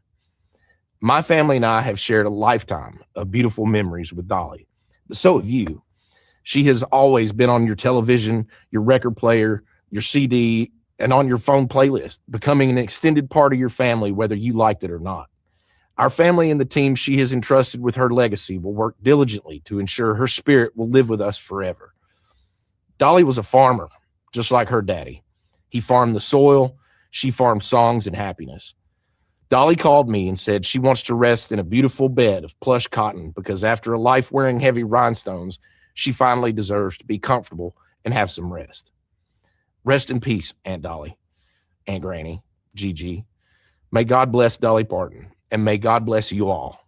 She will always love you. All right, guys. So as he was just saying, that was from the family of Dolly Parton. One of the other things I really want to share with everybody as well is this is from Reba McEntire. So Reba and Dolly both live in Tennessee, or Dolly is from Eastern Tennessee and spending a lot of times in Nashville and everything like that. But Reba posted on her Instagram earlier saying, well, I just got the news. My buddy Dolly passed on to the higher and greater side. Dolly, thank you for all the wonderful things you did for us here on earth, your love, your music, and you gave so much with your huge, huge heart. There will never, ever be another you. We will remember and cherish every memory, every note you ever played and sang. Thank you, Lord, for Dolly. She's going to have a blast in heaven singing all her favorite songs with all her family and friends who have gone on before her. I'll never forget the first time I met you, and I'll never forget our last conversation. I hold it with love in my heart. I will always love you, Reba. So there's the latest that's coming right now. There's a lot of fans, a lot of people who are speaking about everything when it comes to Dolly. And we're going to go ahead and jump on over to our sister station over in LA. So let's go ahead and join in some of their coverage right now. Nephew who announced her death today. Let's just get first your reaction and what you're hearing about her passing, because we just heard from her on Friday. Yeah, absolutely. It's, to be honest, the news of this hit me like a ton of bricks this morning, which I'm sure it did for everyone who read that news notification. I got a call from my mom because she wanted me to hear it from her because of how much our family loved Dolly Parton. And we don't know too much just yet about the situation surrounding her death. We do know that she was dealing with some health issues. She had previously spoken about having some kidney problems and some autoimmune issues. And just last week, she released a statement saying that she had let some of her health issues sort of fall to the wayside after the passing of her husband of many, many years just last year. And that's sort of all that we know going into it. But it is such a profound loss for this country, really, because Dolly was a figure who everybody universally loved, whether you were a man or a woman, a liberal or a conservative. She was just one of one, and everybody could agree that she was the best of the best. She was just one of one. I love that, Katsy. We're showing a couple of things. These earlier images from Sky Fox after the news broke, when people first started showing up. And then we have a live picture of the growing memorial at her star along the Hollywood Walk of Fame. This is the 6700 block of Hollywood Boulevard there in the heart of Hollywood. You hit the nail on the head. The fact that she was just beloved by everybody, all walks of life, all across the political spectrum. She was not a polarizing figure. What do you think her legacy will be? I think that Dolly leaves behind such a beautiful and frankly uncomplicated legacy, because she is a person who lived her life so beautifully and authentically. She's someone who you always felt like she was being 100% herself in every interview, in every song where she laid her heart bare. She was always a person who was authentic to the end. And one thing that I would really love to call out about Dolly is she actually would have been a billionaire based on the amount of money that all of her ventures brought in. And she chose not to be, because she wanted her legacy to be one of philanthropy and being a humanitarian. So she made so many contributions, whether it was donating books to children under 5, which she did for millions and millions of kids, or whether it was donating for hurricane relief, earthquake relief, or even helping to create the COVID-19 vaccine. This was a woman who lived her life in service of others, whether it was through sharing her art and sharing her story, or through sharing her money. And I believe that that's going to be the legacy that she leaves, is as someone who led with her heart to the very end. Absolutely. And you mentioned the books that she has donated. Her organization has donated more than 332 million books to school-aged children. She gave $1 million to basically kickstart the Moderna vaccine. That was right at the start of the pandemic. She told People magazine just on Friday, again, just 4 days ago, that she still had so much more she wanted to achieve. Are you hearing more about, was she, we did learn from our partners at TMZ that she was in the hospital the last couple of days leading up to her passing. Have you heard anything about that? And then also any public memorials that will be planned? I haven't yet heard about any public memorial. I'm sure there will be many. And I'm also sure that we're going to see so many celebrities pouring in tributes, whether it be someone like Sabrina Carpenter, who recently collaborated with her, or someone like Miley Cyrus, who was actually Dolly's goddaughter. One thing that we do know is that Dolly actually had a musical in the works about her life story slated to come to Broadway next year. And just before this broadcast, actually, the team behind that show confirmed that the Broadway musical will still go on and that that was Dolly's wish for her story to be told. So I'm certain there are going to be many ways for people to continue paying tribute to her and experiencing the legacy that she left behind. That Broadway musical had a nationwide casting search, a big open casting call, because Dolly wanted to give opportunities to everyone. And so I know we're all very excited to get to see that. I'm already also hearing so many people are wanting to buy Dolly's cosmetics line today. I've seen some of the products on her website have already sold out, because I think everybody just wants to pay tribute to this incredible cultural icon. I love that. Well, that's a bit of breaking news. I believe these are images from her musical, or maybe this is her just on stage, but nonetheless, she's amazing. And the fact that she had a musical that is set to come out, you heard from the team that they will still have that musical. That's what she would want. Now, was she expected to have a role in that, or not at all? No. Okay. So this will be a story of her life as told through other performers. So it'll feature her music. I know I'm personally really hoping to hear Coat of Many Colors in there as one of my favorites. But it will be really a story of her life and her legacy. And I think that's a beautiful thing to have in the works at the time of her passing, to know that there's something like that coming, where so many of us are going to get to experience her music on a live stage. In the family video that was put out in the statement by her nephew, Brian Seaver, he mentioned her late husband, Carl. Oh, pardon me on that video here. There we go. He mentioned her late husband, Carl, who passed in March of 2025. And, there's been a lot of talk of, well, since then, she's been more on the decline, and that's when she's had to address her health issues that have presented themselves. And then there's the talk of the fact that, she may have died from a broken heart. Yeah, I think both of those things absolutely can be true. I mean, we all know the weight that being a caregiver can place on someone, especially watching a loved one go through that. So that's completely reasonable to hear. But I do know that she and Carl Dean had such a beautiful relationship. But what's crazy is that we don't actually know too much about it, because they very intentionally kept their relationship private. Mm-hmm. He was a businessman. He stayed out of the spotlight, and Dolly was really the public facing figure there. And she would frequently talk about, taking midnight runs to the grocery store with him, where neither of them would be recognized. Yeah. So they really led a beautiful private life in addition to that starry public one that Dolly led. What's next in your reporting?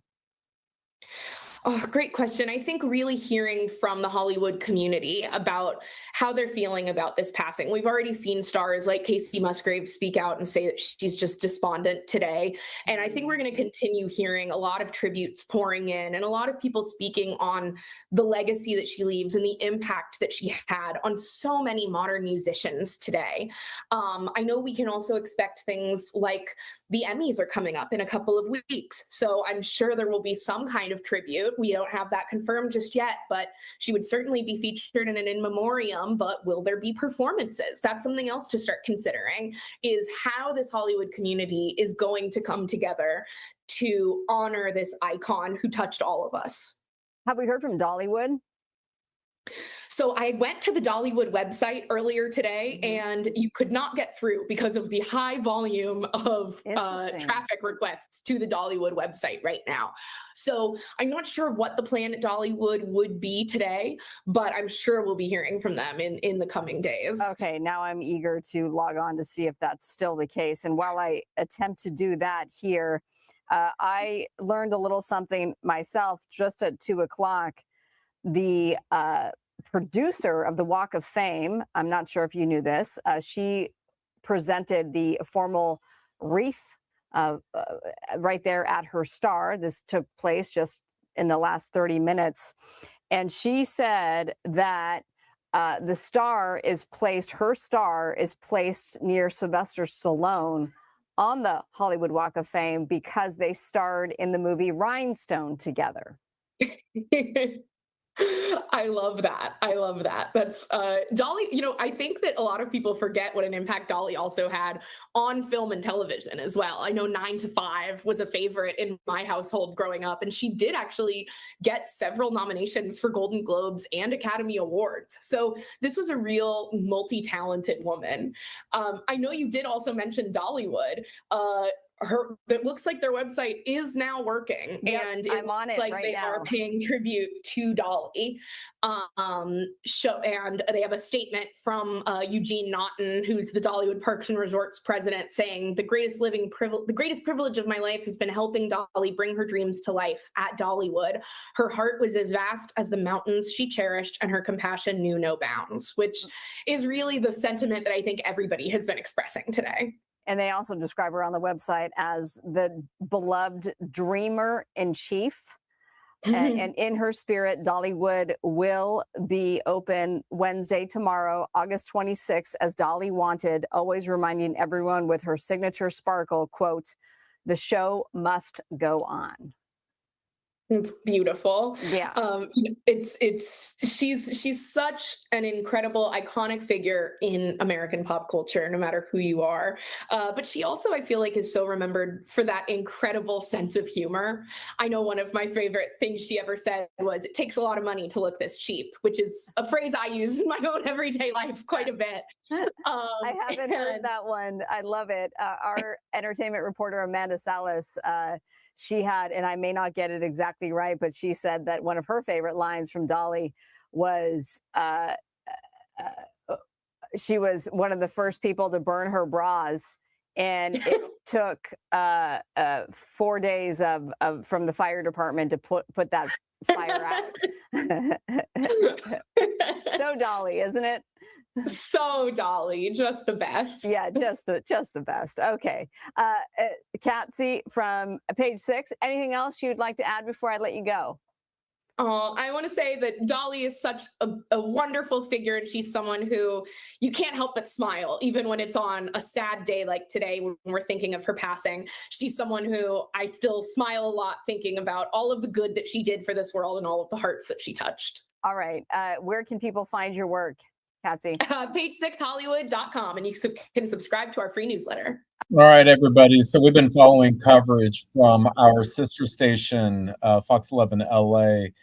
So for people who are just joining us right now, Dolly Parton passes away at 80 years old. I'm going to go ahead and read through some of the comments that people have been posting on here.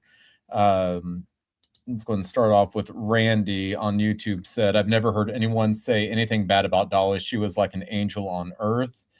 We have Jose said, "My condolences to the family and friends." Regina Davis says, "RIP, love you, Dolly." Black Kitty says, "RIP." We have somebody says, "Sad, I miss Dolly." Diana says, "No, my Dolly, may she rest in peace." I'm trying to go through some of these other comments. There's a lot of people who are commenting right now. Riley Turner said, "I was really heartbroken when my mom called about it. I cried about it because I loved Dolly Parton. She was my icon. RIP Dolly." Jim Hanna said, "I will always love you." And you know, as they were talking about over on Fox 11 LA, they were also mentioning on the Dollywood website. So I'm gonna go ahead and share this right now and read through it. So as you can see at the top of the page, it's a picture of Dolly Parton. It says, "I will always love you, Dolly." So she was born January 19th, 1946 and passed away earlier today. And according to their website, it says, "With heavy hearts, the Dollywood family mourns the passing of our beloved dreamer-in-chief, Dolly Parton. Everyone at Dollywood shares the sorrow, and countless people around the world touched by Dolly's warmth, wisdom, and generous spirit. Dolly's heartfelt wish was that Dollywood always remain a place of joy, hope, and togetherness, a space where families and friends could honor her memory, not with silence, but with laughter, music, and shared dreams. She also had said, or Eugene Naughton, Dollywood Parks and Resorts president, said the quote, "The greatest privilege of my life has been helping Dolly bring her dreams to life at Dollywood." He goes on to say, "Dolly's heart was as vast as the mountains she cherished, and her compassion knew no bounds. She inspired generations to dream boldly and love deeply. While we grieve her loss, we are honored and committed to carry her light forward. Her legacy will continue to shine in every melody sung, every smile shared, and every dream kindled within these gates." Dolly's enduring legacy extends beyond her music and generosity to her remarkable work ethic and inspiration to people everywhere. In her spirit, Dollywood will be open Wednesday as Dolly wanted, always reminding everyone with her signature sparkle, the show must go on. Together, we honor her by carrying forward her message of love, perseverance, and hope. Those wishing to give in honor of Dolly may consider making a gift to the organization she was so deeply passionate about, Dolly Parton's Imagination Library. So that is what is posted on the Dollywood website. And yeah, so as we continue following this coverage, we're actually currently waiting right now. We know that the White House has said the President Trump said that he wants to make sure that the flags are lowered, the half staff starting tonight at 6 p.m. Right now, we're waiting on a press conference. It looks like it's supposed to happen in the next 5 or 6 minutes or so. So as we're doing that, we're going to go ahead and join our coverage. This is from our sister station. Let me see. It should be with Live Now. I'm waiting to see what they have going on their website. Actually, hold on one second. Let me try something else. Sorry, guys. Just bear with me as we're going through this. Let's see. Nope, they are no longer in the coverage for that right now. So we're just going to go ahead and I'm going to go ahead and read through some of the comments that we have right now. So we have RIP Islands in the Stream, 9 to 5. We love Dolly. Leroy says God has her in heaven. On Facebook, Nicole Stewart says, rest in peace, Dolly Parton. I'll be praying for your family and friends. NYC Dude says, rest in peace, Dolly. We love you. So yeah, this is a sentiment that's been out there, and we've been following everything related to Dolly Parton's passing. In the meantime, for people who are just joining us now, again, Dolly Parton has passed away, age of 80. She passed away at Vanderbilt University Medical Center in Nashville, Tennessee. So it's super, super sad news as we all continue to gain it. And I'm going to go ahead and I am trying to find the video that had been posted by her nephew, just so everybody could see what was posted earlier today. Give me 1 second. Let me go ahead and get this, and then we'll go ahead and try jumping into our live coverage as well. Give me 1 second, y'all. All right, let me go ahead and share this. Okay, so there we go. Let me refresh the screen. Okay. Hey everyone. My name is Brian Seaver, son of Cassie Parton, and I'm representing the Parton and Owens family today, announcing the passing of my Aunt Dolly Rebecca Parton Dean, sister, sis, Aunt Granny to one generation and Gigi to the next. This video announcement is something Dolly asked of me years ago, before I fully absorbed it as a future reality. As her head of security for more than 2 decades, a role my father Larry held before me, I have imagined the heaviness of this moment, but haven't truly felt it until now. It is an honor that is mixed with absolute pride and great sadness. But sadness lies with us, not with Dolly. Dolly has lived in the light and is in the arms of Jesus, surely met by Carl, her parents, and countless others who have watched her and longed for her to meet them in the heavens. I first went on the road with Dolly as a kid, getting a taste of the road life in the early 1980s. Dolly opened doors not just for me, but for her entire family to reach the potential we didn't even know was possible. Dolly also opened doors for generations of singers, songwriters, musicians, and dreamers from every walk of life and across every continent. By her example, we believed that anything was possible. She never saw a door she couldn't open, and the doors she opened made and changed history. My family and I have shared a lifetime of beautiful memories with Dolly, but so have you. She has always been on your television, your record player, your CD, and on your phone playlist, becoming an extended part of your family, whether you liked it or not. Our family and the team she has entrusted with her legacy will work diligently to ensure her spirit will live with us forever. Dolly was a farmer, just like her daddy. He farmed the soil, she farmed songs and happiness. Dolly called me and said she wants to rest in a beautiful bed of plush cotton because after a life wearing heavy rhinestones, she finally deserves to be comfortable and have some rest. Rest in peace, Aunt Dolly, Aunt Granny, Gigi. May God bless Dolly Parton, and may God bless you all. She will always love you. Definitely some sad news right there. And I'm going to go ahead and switch over. So we're seeing the images we're expecting to see from the White House, and they're expecting to lower the flags to half staff here shortly. I think it's supposed to happen here shortly in the next few minutes. So we'll go ahead and take a look at this. Give me 1 second. I'm also looking to see what else we may have when it comes to live pictures right now. So just bear with me.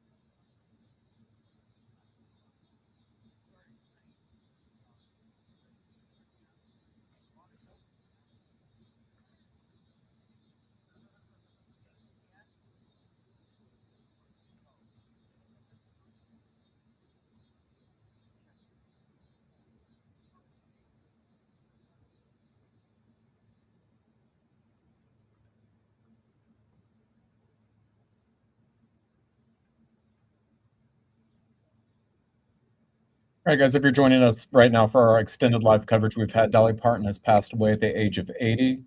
Right now, we're taking a look from the White House where they're expected to lower the flags to half staff to honor and remember the life of the legendary musician Dolly Parton. We've been in coverage now for a little more than 3.5 hours. So bear with us right now as we are still in this coverage. We'll be right back in 1 second. We're going to keep looking live pictures right now from the top of the White House.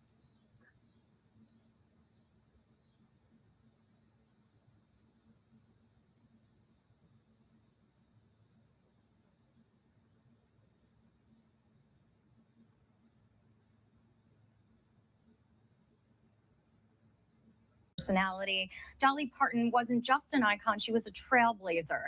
She grew up in a one-room cabin in the Smoky Mountains and made her first appearance at the Grand Ole Opry at just 13 years old. Here's more of a look at her life. There was a boy who loved me dearly. No mountain was too high for Dolly Parton when she packed her bags after graduating high school and moved to Nashville to begin chasing her musical dreams. Parton earned many honors and accolades over the decades, including her inductions into the Grand Ole Opry in 1969 and the Country Music Hall of Fame in 1999. She also was awarded the Library of Congress Living Legend Medal in 2004. I don't know how you're doing on the inside, honey, but your hair's just holding up beautiful. Parton was introduced to a new audience while acting in famous films, including Steel Magnolias and 9 to 5. She was also known for her business and humanitarian work. Her theme park in Tennessee, Dollywood, opened in 1985, and her charity, Imagination Library, provides over 1 million free books to children each month. In November 2022, she was inducted into the Rock and Roll Hall of Fame. In 2024, she announced her life story was heading to Broadway in the musical Hello, I'm Dolly, set to open in 2026. On March 3rd, 2025, Parton's husband, Carl Dean, passed away at the age of 82. The two spent nearly 60 years together. June 2025, Dolly announced a limited engagement Las Vegas residency for December. But in September, posted on social media she had to postpone due to health challenges. Dolly told fans she was going to slow down so she could be ready for more big adventures and shared her love and thanks. And the adventures included a Broadway musical, a hotel opening in Nashville, and 68 albums overall, more than 25 #1 hits. She lived her life never straying far from her roots and always keeping a positive outlook. Mike? Yeah, and that's what you always saw with her in those interviews that she would do, the countless interviews, just that spark she had and that charisma. You saw it then, you saw it when she was 13 years old, making that way onto the stage. And think about all the pressure she must have felt, but it was never seen, right? I mean, she just always blew it away. She always did, but you can tell that she always had such a strong sense of self. She knew who she was. She was so confident in that. And I feel she wanted to impart that onto others. And so I think you felt it through her music, through her performances, through her fan encounters when she would meet someone.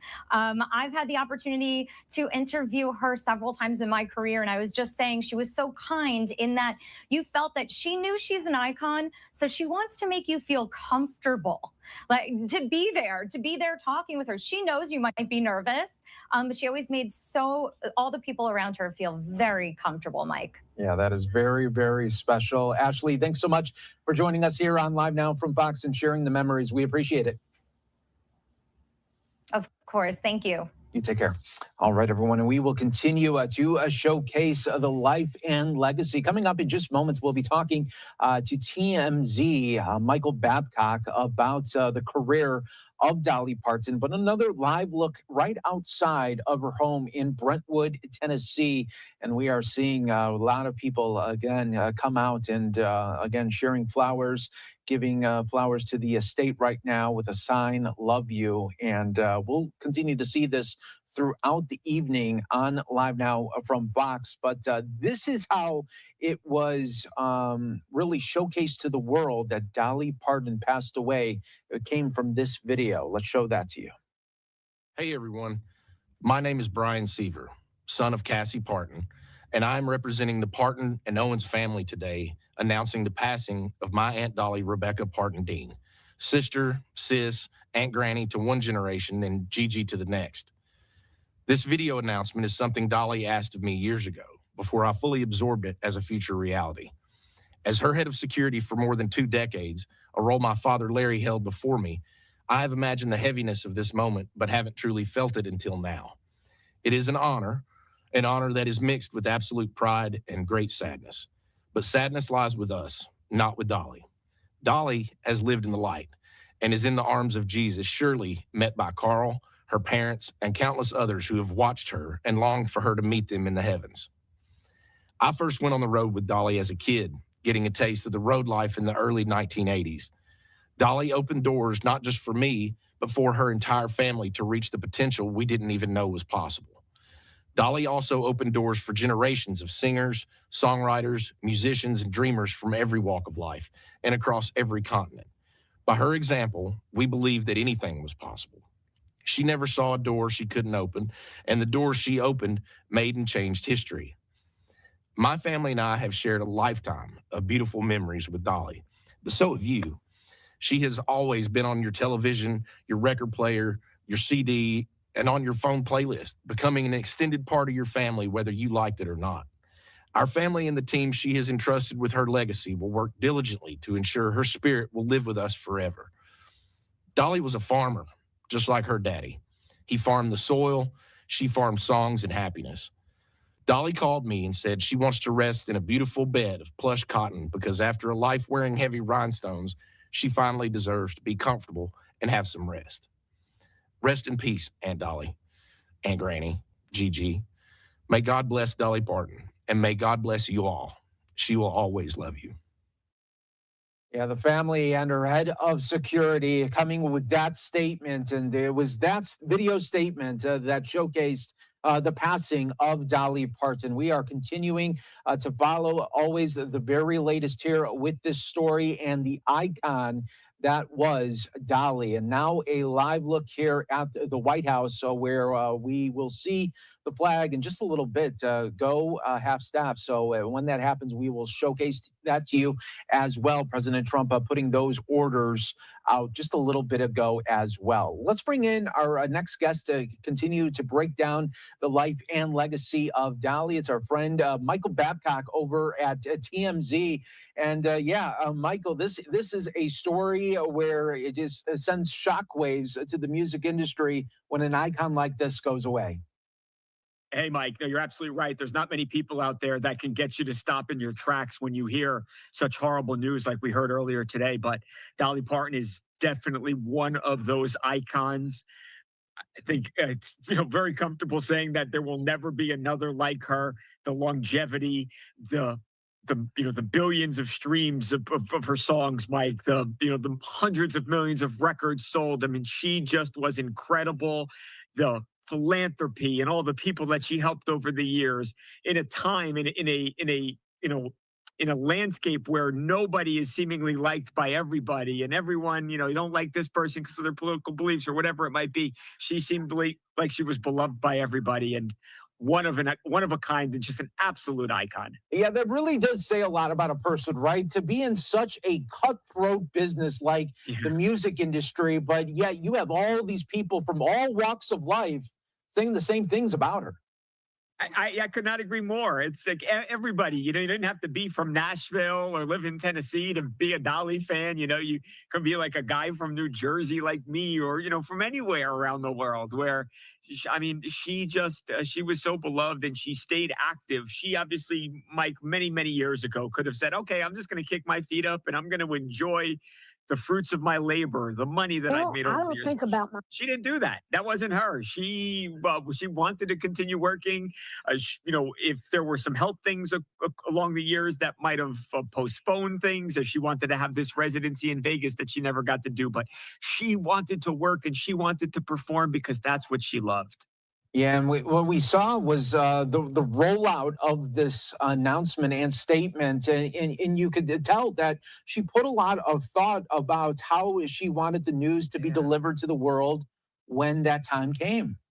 Yeah, I can't remember having seen any or heard anything like that, Mike, in the past. Obviously, and sadly, we've seen a lot of celebrities, a lot of, in cases, big celebrities pass away. But she clearly, like you said, thought about how she was going to deliver this sad news to her fans. And I think that's just her being aware of how important she was to people and the fact that she tapped not just her nephew, but the guy who also was the head of her security, somebody that she spent a lot of time with, to deliver that message when that day came. I think that says a lot, and it goes to how much she cared about her fans. Yeah, no doubt about that. A hard-working woman all the way to the end. Michael, great to speak with you. Thanks so much for sharing some of the insight and memories of her. Anytime. Thanks, Mike. Take care. All right, everyone, we are continuing to always bring you the very, very latest here on Live Now from Fox. And again, this is just coming from Caroline Leavitt, press secretary for President Trump and the White House, saying President Trump directs U.S. flags to be lowered in honor of Dolly Parton. Has never been anyone like her. That is what President Trump said in a statement. So we'll be waiting for that to happen. A live look right now at the White House here as well. And again, we're just taking a look at more and more people coming out in support of Dolly right outside of her estate out in Tennessee. So we'll be checking on this. You have families coming up wanting to just put down some flowers and say a little prayer right there. Brentwood, Tennessee right now. And then here's a live look out in Los Angeles as more and more media come right by her Hollywood star. And then, of course, many, many people also giving flowers at that site as well. What we want to do is just hear from a couple more Dolly fans that were speaking out after they heard the news. Talk to you because you rushed out here immediately with the news of Dolly Parton's passing. What was it like meeting her years ago? It was kind of like chilling at the moment because me not being from California, but I was raised in California by myself, and I only lived a few blocks down the street, so that's good. So meeting Dolly Parton was like an icon. Whereas growing up with her from the 70s, as a kid, growing up from the 80s, the 90s, today's, and it felt like my heart was filled with country music. Even though I'm not a big fan of country music, but her, I am a big country music. She's singing Jolie, working 9 to 5, all the hits she's done. I mean, it was incredible music. And then I saw her at the Hollywood Bowl, and it was just magnificent. She's an icon. She's 80 years old, and now this. I think you put it best. You said even if you weren't a fan of country music, everyone's a fan of Dolly Parton. Now I am a country fan, an icon country fan, because meeting her in person was just one I wanted to meet. Like Madonna, Janet Jackson, Cher, and a few others, and it was just love music, and I love to meet them and talk to them, and I chatted with a lot of celebrities, and me and myself is a celebrity, but anyways, I just wanted to say that how I got the news with a friend of mine just home before you came to me. She texted me and said, "Hey, rest in peace." Okay, who did we lose this time? That's all I could think of, who did we lose? And then when she said, rest in peace, Dolly Parton, I'm like, no. I had to turn off my DVD, put on my Channel 7 News, and there's Dolly Parton died. I'm like, and then my other friend called me, my mama friend called me, and she tells me, everybody's calling me, flying in the colors, because it's just that I'm just don't know what to say, and she's an icon we're just gonna miss. So many people are going to miss her, Mike. Thank you so much. I'm going to, again, give you guys another look at the star. All right, that was just some of the really outpouring that we have been hearing for the last several hours, and we'll continue to check in Hollywood as well as her estate right outside of Brentwood, Tennessee. You are watching live now from Fox. I'm your host, Mike Pace. I'll be with you for the next couple of hours as we continue to showcase other top stories, headlines, and of course, breaking news. But now what we want to do is talk about the big special election run. All right, guys, we are switching gears right now. So that was coverage from Live Now from Fox. Again, right now, we're taking a look from the White House, and you can see from the White House that they are getting ready to lower the flag to half-staff, and that is something that President Donald Trump had ordered. And just bear with me. I'm still going through all the different tabs right now that I have available in front of me. I'm going to actually replay the clip from her family. This is how the news was announced earlier today. Give me 1 second. I'm going to share that tab. And all righty, guys, let's go ahead and play this video. My name is Brian Seaver, son of Cassie Parton, and I'm representing the Parton and Owens family today, announcing the passing of my Aunt Dolly Rebecca Parton Dean, sister, sis, Aunt Granny to one generation and Gigi to the next. This video announcement is something Dolly asked of me years ago before I fully absorbed it as a future reality. As her head of security for more than 2 decades, a role my father Larry held before me, I have imagined the heaviness of this moment, but haven't truly felt it until now. It is an honor that is mixed with absolute pride and great sadness. but sadness lies with us, not with Dolly. Dolly has lived in the light and is in the arms of Jesus, surely met by Carl, her parents, and countless others who have watched her and longed for her to meet them in the heavens. I first went on the road with Dolly as a kid, getting a taste of the road life in the early 1980s. Dolly opened doors not just for me, but for her entire family to reach the potential we didn't even know was possible. Dolly also opened doors for generations of singers, songwriters, musicians, and dreamers from every walk of life and across every continent.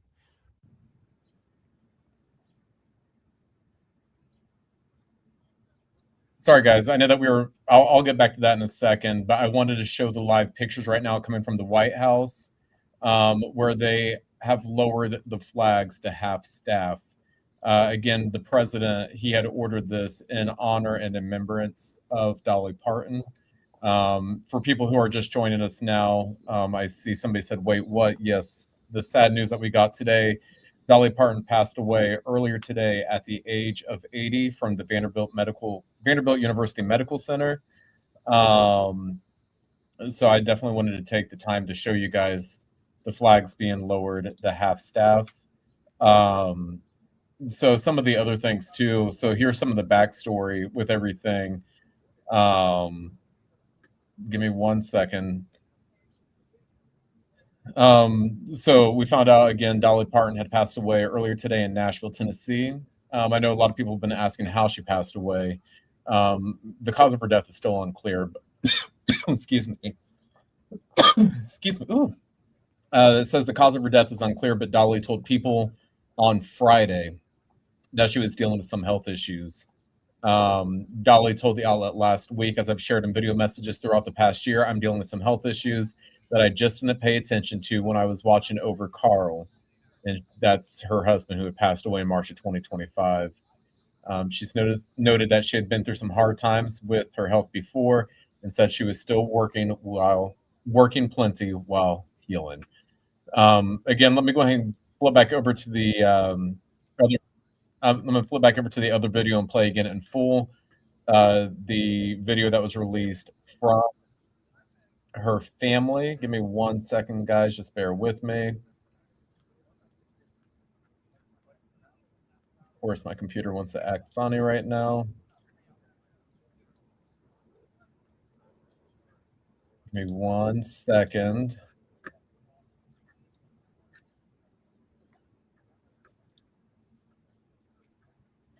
All right, guys, I'm going to go and share this video. Give me 1 second. Here we go. My name is Brian Seaver, son of Cassie Parton, and I'm representing the Parton and Owens family today, announcing the passing of my Aunt Dolly Rebecca Parton Dean, sister, sis, Aunt Granny to one generation and Gigi to the next. This video announcement is something Dolly asked of me years ago, before I fully absorbed it as a future reality. As her head of security for more than 2 decades, a role my father Larry held before me, I have imagined the heaviness of this moment, but haven't truly felt it until now. It is an honor that is mixed with absolute pride and great sadness.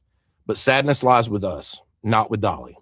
Dolly has lived in the light and is in the arms of Jesus, surely met by Carl, her parents, and countless others who have watched her and longed for her to meet them in the heavens. I first went on the road with Dolly as a kid, getting a taste of the road life in the early 1980s. Dolly opened doors not just for me, but for her entire family to reach the potential we didn't even know was possible. Dolly also opened doors for generations of singers, songwriters, musicians, and dreamers from every walk of life and across every continent. By her example, we believed that anything was possible. She never saw a door she couldn't open, and the doors she opened made and changed history. My family and I have shared a lifetime of beautiful memories with Dolly, but so have you. She has always been on your television, your record player, your CD, and on your phone playlist, becoming an extended part of your family, whether you liked it or not. Our family and the team she has entrusted with her legacy will work diligently to ensure her spirit will live with us forever. Dolly was a farmer, just like her daddy. He farmed the soil, she farmed songs and happiness. Dolly called me and said she wants to rest in a beautiful bed of plush cotton because after a life wearing heavy rhinestones, she finally deserves to be comfortable and have some rest. Rest in peace, Aunt Dolly, Aunt Granny, Gigi. May God bless Dolly Parton, and may God bless you all. She will always love you.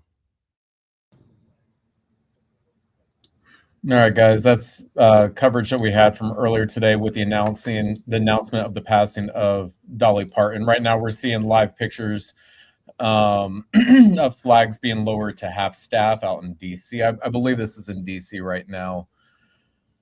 Excuse me. Right now, we've been in coverage for about 4 hours. So I'm gonna go ahead and go through some of the comments, and while you get a chance, make sure you go ahead and tell me, what is your favorite Dolly Parton song? What is your favorite clip from Dolly, your favorite video of Dolly, or whatever you may remember her by? So we'll put that in the comments right now. So Hazley said, "R.I.P. Miss Dolly." So James RT 1282. So yeah, this is a big one. It says Dolly helped a lot of people during the Tennessee floods.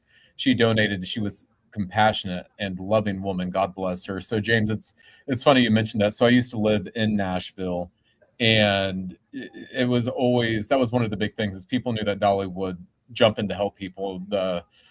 Think of, if God, maybe it's been about 10 years ago, from the fires that happened in East Tennessee, in the area that she was from, and she worked hard to make sure that people were taken care of. And then she also has a lot of her different philanthropies and also nonprofits that she was a part of.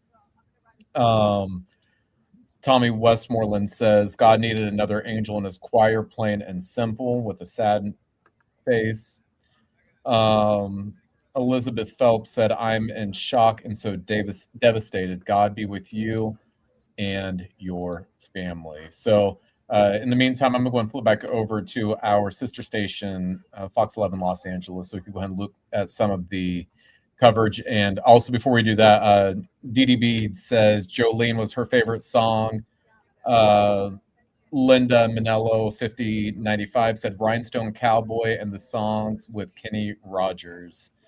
You know, what's funny, one of my favorite songs by her is I Will Always Love You. And it's crazy. I know people look at that as a Whitney Houston song, and Dolly Parton had said that she loved that song and the rendition by Whitney Houston. But I mean, I love the Dolly Parton version as well. We have another comment that says, no, we miss you. And Dee Bede said, oh my God, sad. And Justin, in response to what we were saying earlier, talking about how much she's done for people across Tennessee and everything like that. So yeah, I'm gonna go ahead and jump back into our coverage from our sister station, Fox 11 Los Angeles. Go and bear with me. For being, right, here quote, we go. We'll bring you back some more woman, here. and also stating, quote, if I see something sagging, bagging, or dragging, I'm going to have it nipped, tucked, or sucked. Sorry if I'm not hearing you. Just that's okay. Connection. It's okay. I know our audience can hear you. All right. Well, we will let you do your thing out there as you news gather. And for those of you local, regardless of where you are, you can watch us always on the stream, of course, and you can look forward to Rachel's full report beginning at 5 o'clock tonight. Rachel, thank you so much for your great reporting out there. It's helped a lot. Let's see. I'm looking at some live pictures. Let's take you back to Tennessee really quickly, if we could, because this is a live picture outside Dolly Parton's Brentwood, Tennessee home. There is the gate, and people have left flowers and balloons and notes. And every once in a while, you see a family step into the picture to leave their condolences, their mementos there. It's been a sight to see just the outpouring of support. Dollywood put out a statement, and as I say that, here's a young lady who's coming up, perhaps to leave something, or maybe just to read what else has been left. It looks like she was reading something there, and this young man taking a photograph as well. So Dollywood putting out a statement that in pure Dolly fashion, what she would want is for Dollywood to remain open. So it will be in business tomorrow, August 26th. They called her the Dreamer in Chief, which I also found very endearing. The loss of Dolly Parton, or the death of Dolly Parton, is something we will continue to follow for you here on the Fox Local Stream. We also have eyes on the Tupac Shakur murder trial. It is week 2, day 7 officially.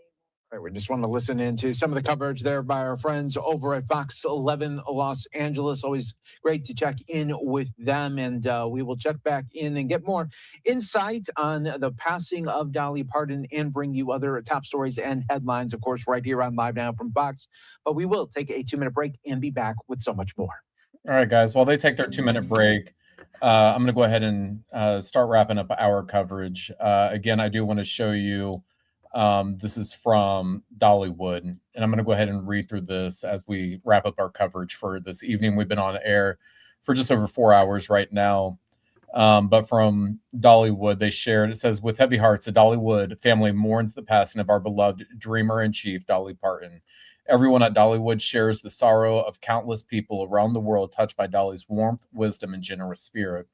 Dolly's heartfelt wish was that Dolly would always remain a place of joy, hope, and togetherness, a space where families and friends could honor her memory, not with silence, but with laughter, music, and shared dreams. Quote, the greatest privilege of my life has been helping Dolly bring her dreams to life at Dollywood. That was from Eugene Naughton, Dollywood Parks and Resorts president. Dolly's heart was as vast as the mountain she cherished, and her compassion knew no bounds. She inspired generations to dream boldly and love deeply. While we grieve her loss, we are honored and committed to carry her light forward. Her legacy will continue to shine in every melody sung, every smile shared, and every dream kindled with these gates. Again, that was from the Dollywood Parks and Resorts president, Eugene Naughton. The statement goes on to say, Dolly's enduring legacy extends beyond her music and generosity to her remarkable work ethic and inspiration to people everywhere. In her spirit, Dollywood will be open on Wednesday as Dolly wanted, always reminding everyone with her signature sparkle the show must go on. Together, we honor her by carrying forward her message of love, perseverance, and hope.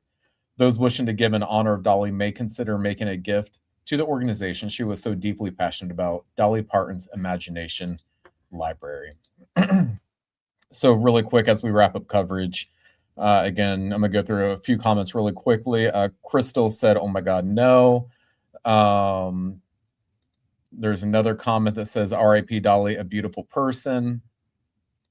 Sunshine 1021 said, Dolly was literally the light in this dark world. Coat of Many Colors was the story of her life and one of my favorite songs.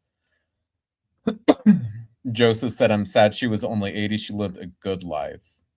We had somebody, Crystal also said she used to send me books. RIP, we have a lot of RIPs. Quentin Mitchell said, I will always remember his Aunt Dolly from Hannah Montana. Joseph said, RIP Dolly Parton. So on and so forth. So again, Dolly Parton, and we got this comment right here saying, lovely woman. So again, I'm going to play one last time the statement that was released from her family, and then we're going to wrap up our coverage right here. Give me 1 second, guys. Brian Seaver, son of Cassie Parton, and I'm representing the Parton and Owens family today, announcing the passing of my Aunt Dolly, Rebecca Parton Dean, sister, sis, Aunt Granny to one generation and Gigi to the next. This video announcement is something Dolly asked of me years ago, before I fully absorbed it as a future reality. As her head of security for more than 2 decades, a role my father Larry held before me, I have imagined the heaviness of this moment, but haven't truly felt it until now. It is an honor that is mixed with absolute pride and great sadness. But sadness lies with us, not with Dolly. Dolly has lived in the light and is in the arms of Jesus, surely met by Carl, her parents, and countless others who have watched her and longed for her to meet them in the heavens. I first went on the road with Dolly as a kid, getting a taste of the road life in the early 1980s. Dolly opened doors not just for me, but for her entire family to reach the potential we didn't even know was possible. Dolly also opened doors for generations of singers, songwriters, musicians, and dreamers from every walk of life and across every continent. By her example, we believed that anything was possible. She never saw a door she couldn't open, and the doors she opened made and changed history. My family and I have shared a lifetime of beautiful memories with Dolly, but so have you. She has always been on your television, your record player, your CD, and on your phone playlist, becoming an extended part of your family, whether you liked it or not. Our family and the team she has entrusted with her legacy will work diligently to ensure her spirit will live with us forever. Dolly was a farmer, just like her daddy. He farmed the soil, she farmed songs and happiness. Dolly called me and said she wants to rest in a beautiful bed of plush cotton because after a life wearing heavy rhinestones, she finally deserves to be comfortable and have some rest. Rest in peace, Aunt Dolly, Aunt Granny, Gigi. May God bless Dolly Parton, and may God bless you all. She will always love you. All right, everybody. I want to say thank you to everybody who has been part of our live coverage. Again, we've been on streaming live for the last 4+ hours. Again, thank you for everybody who joined us during the special coverage. I know this is definitely tough news for a lot of people out there, myself included.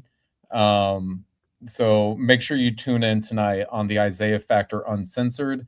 They're going to have additional live coverage tonight at 10:30. You could also find that at 8 p.m. on our streaming coverage right here on the Isaiah Factor Uncensored YouTube channel. Again, thank you to everybody who's joined us. Godspeed, and we'll chat again soon.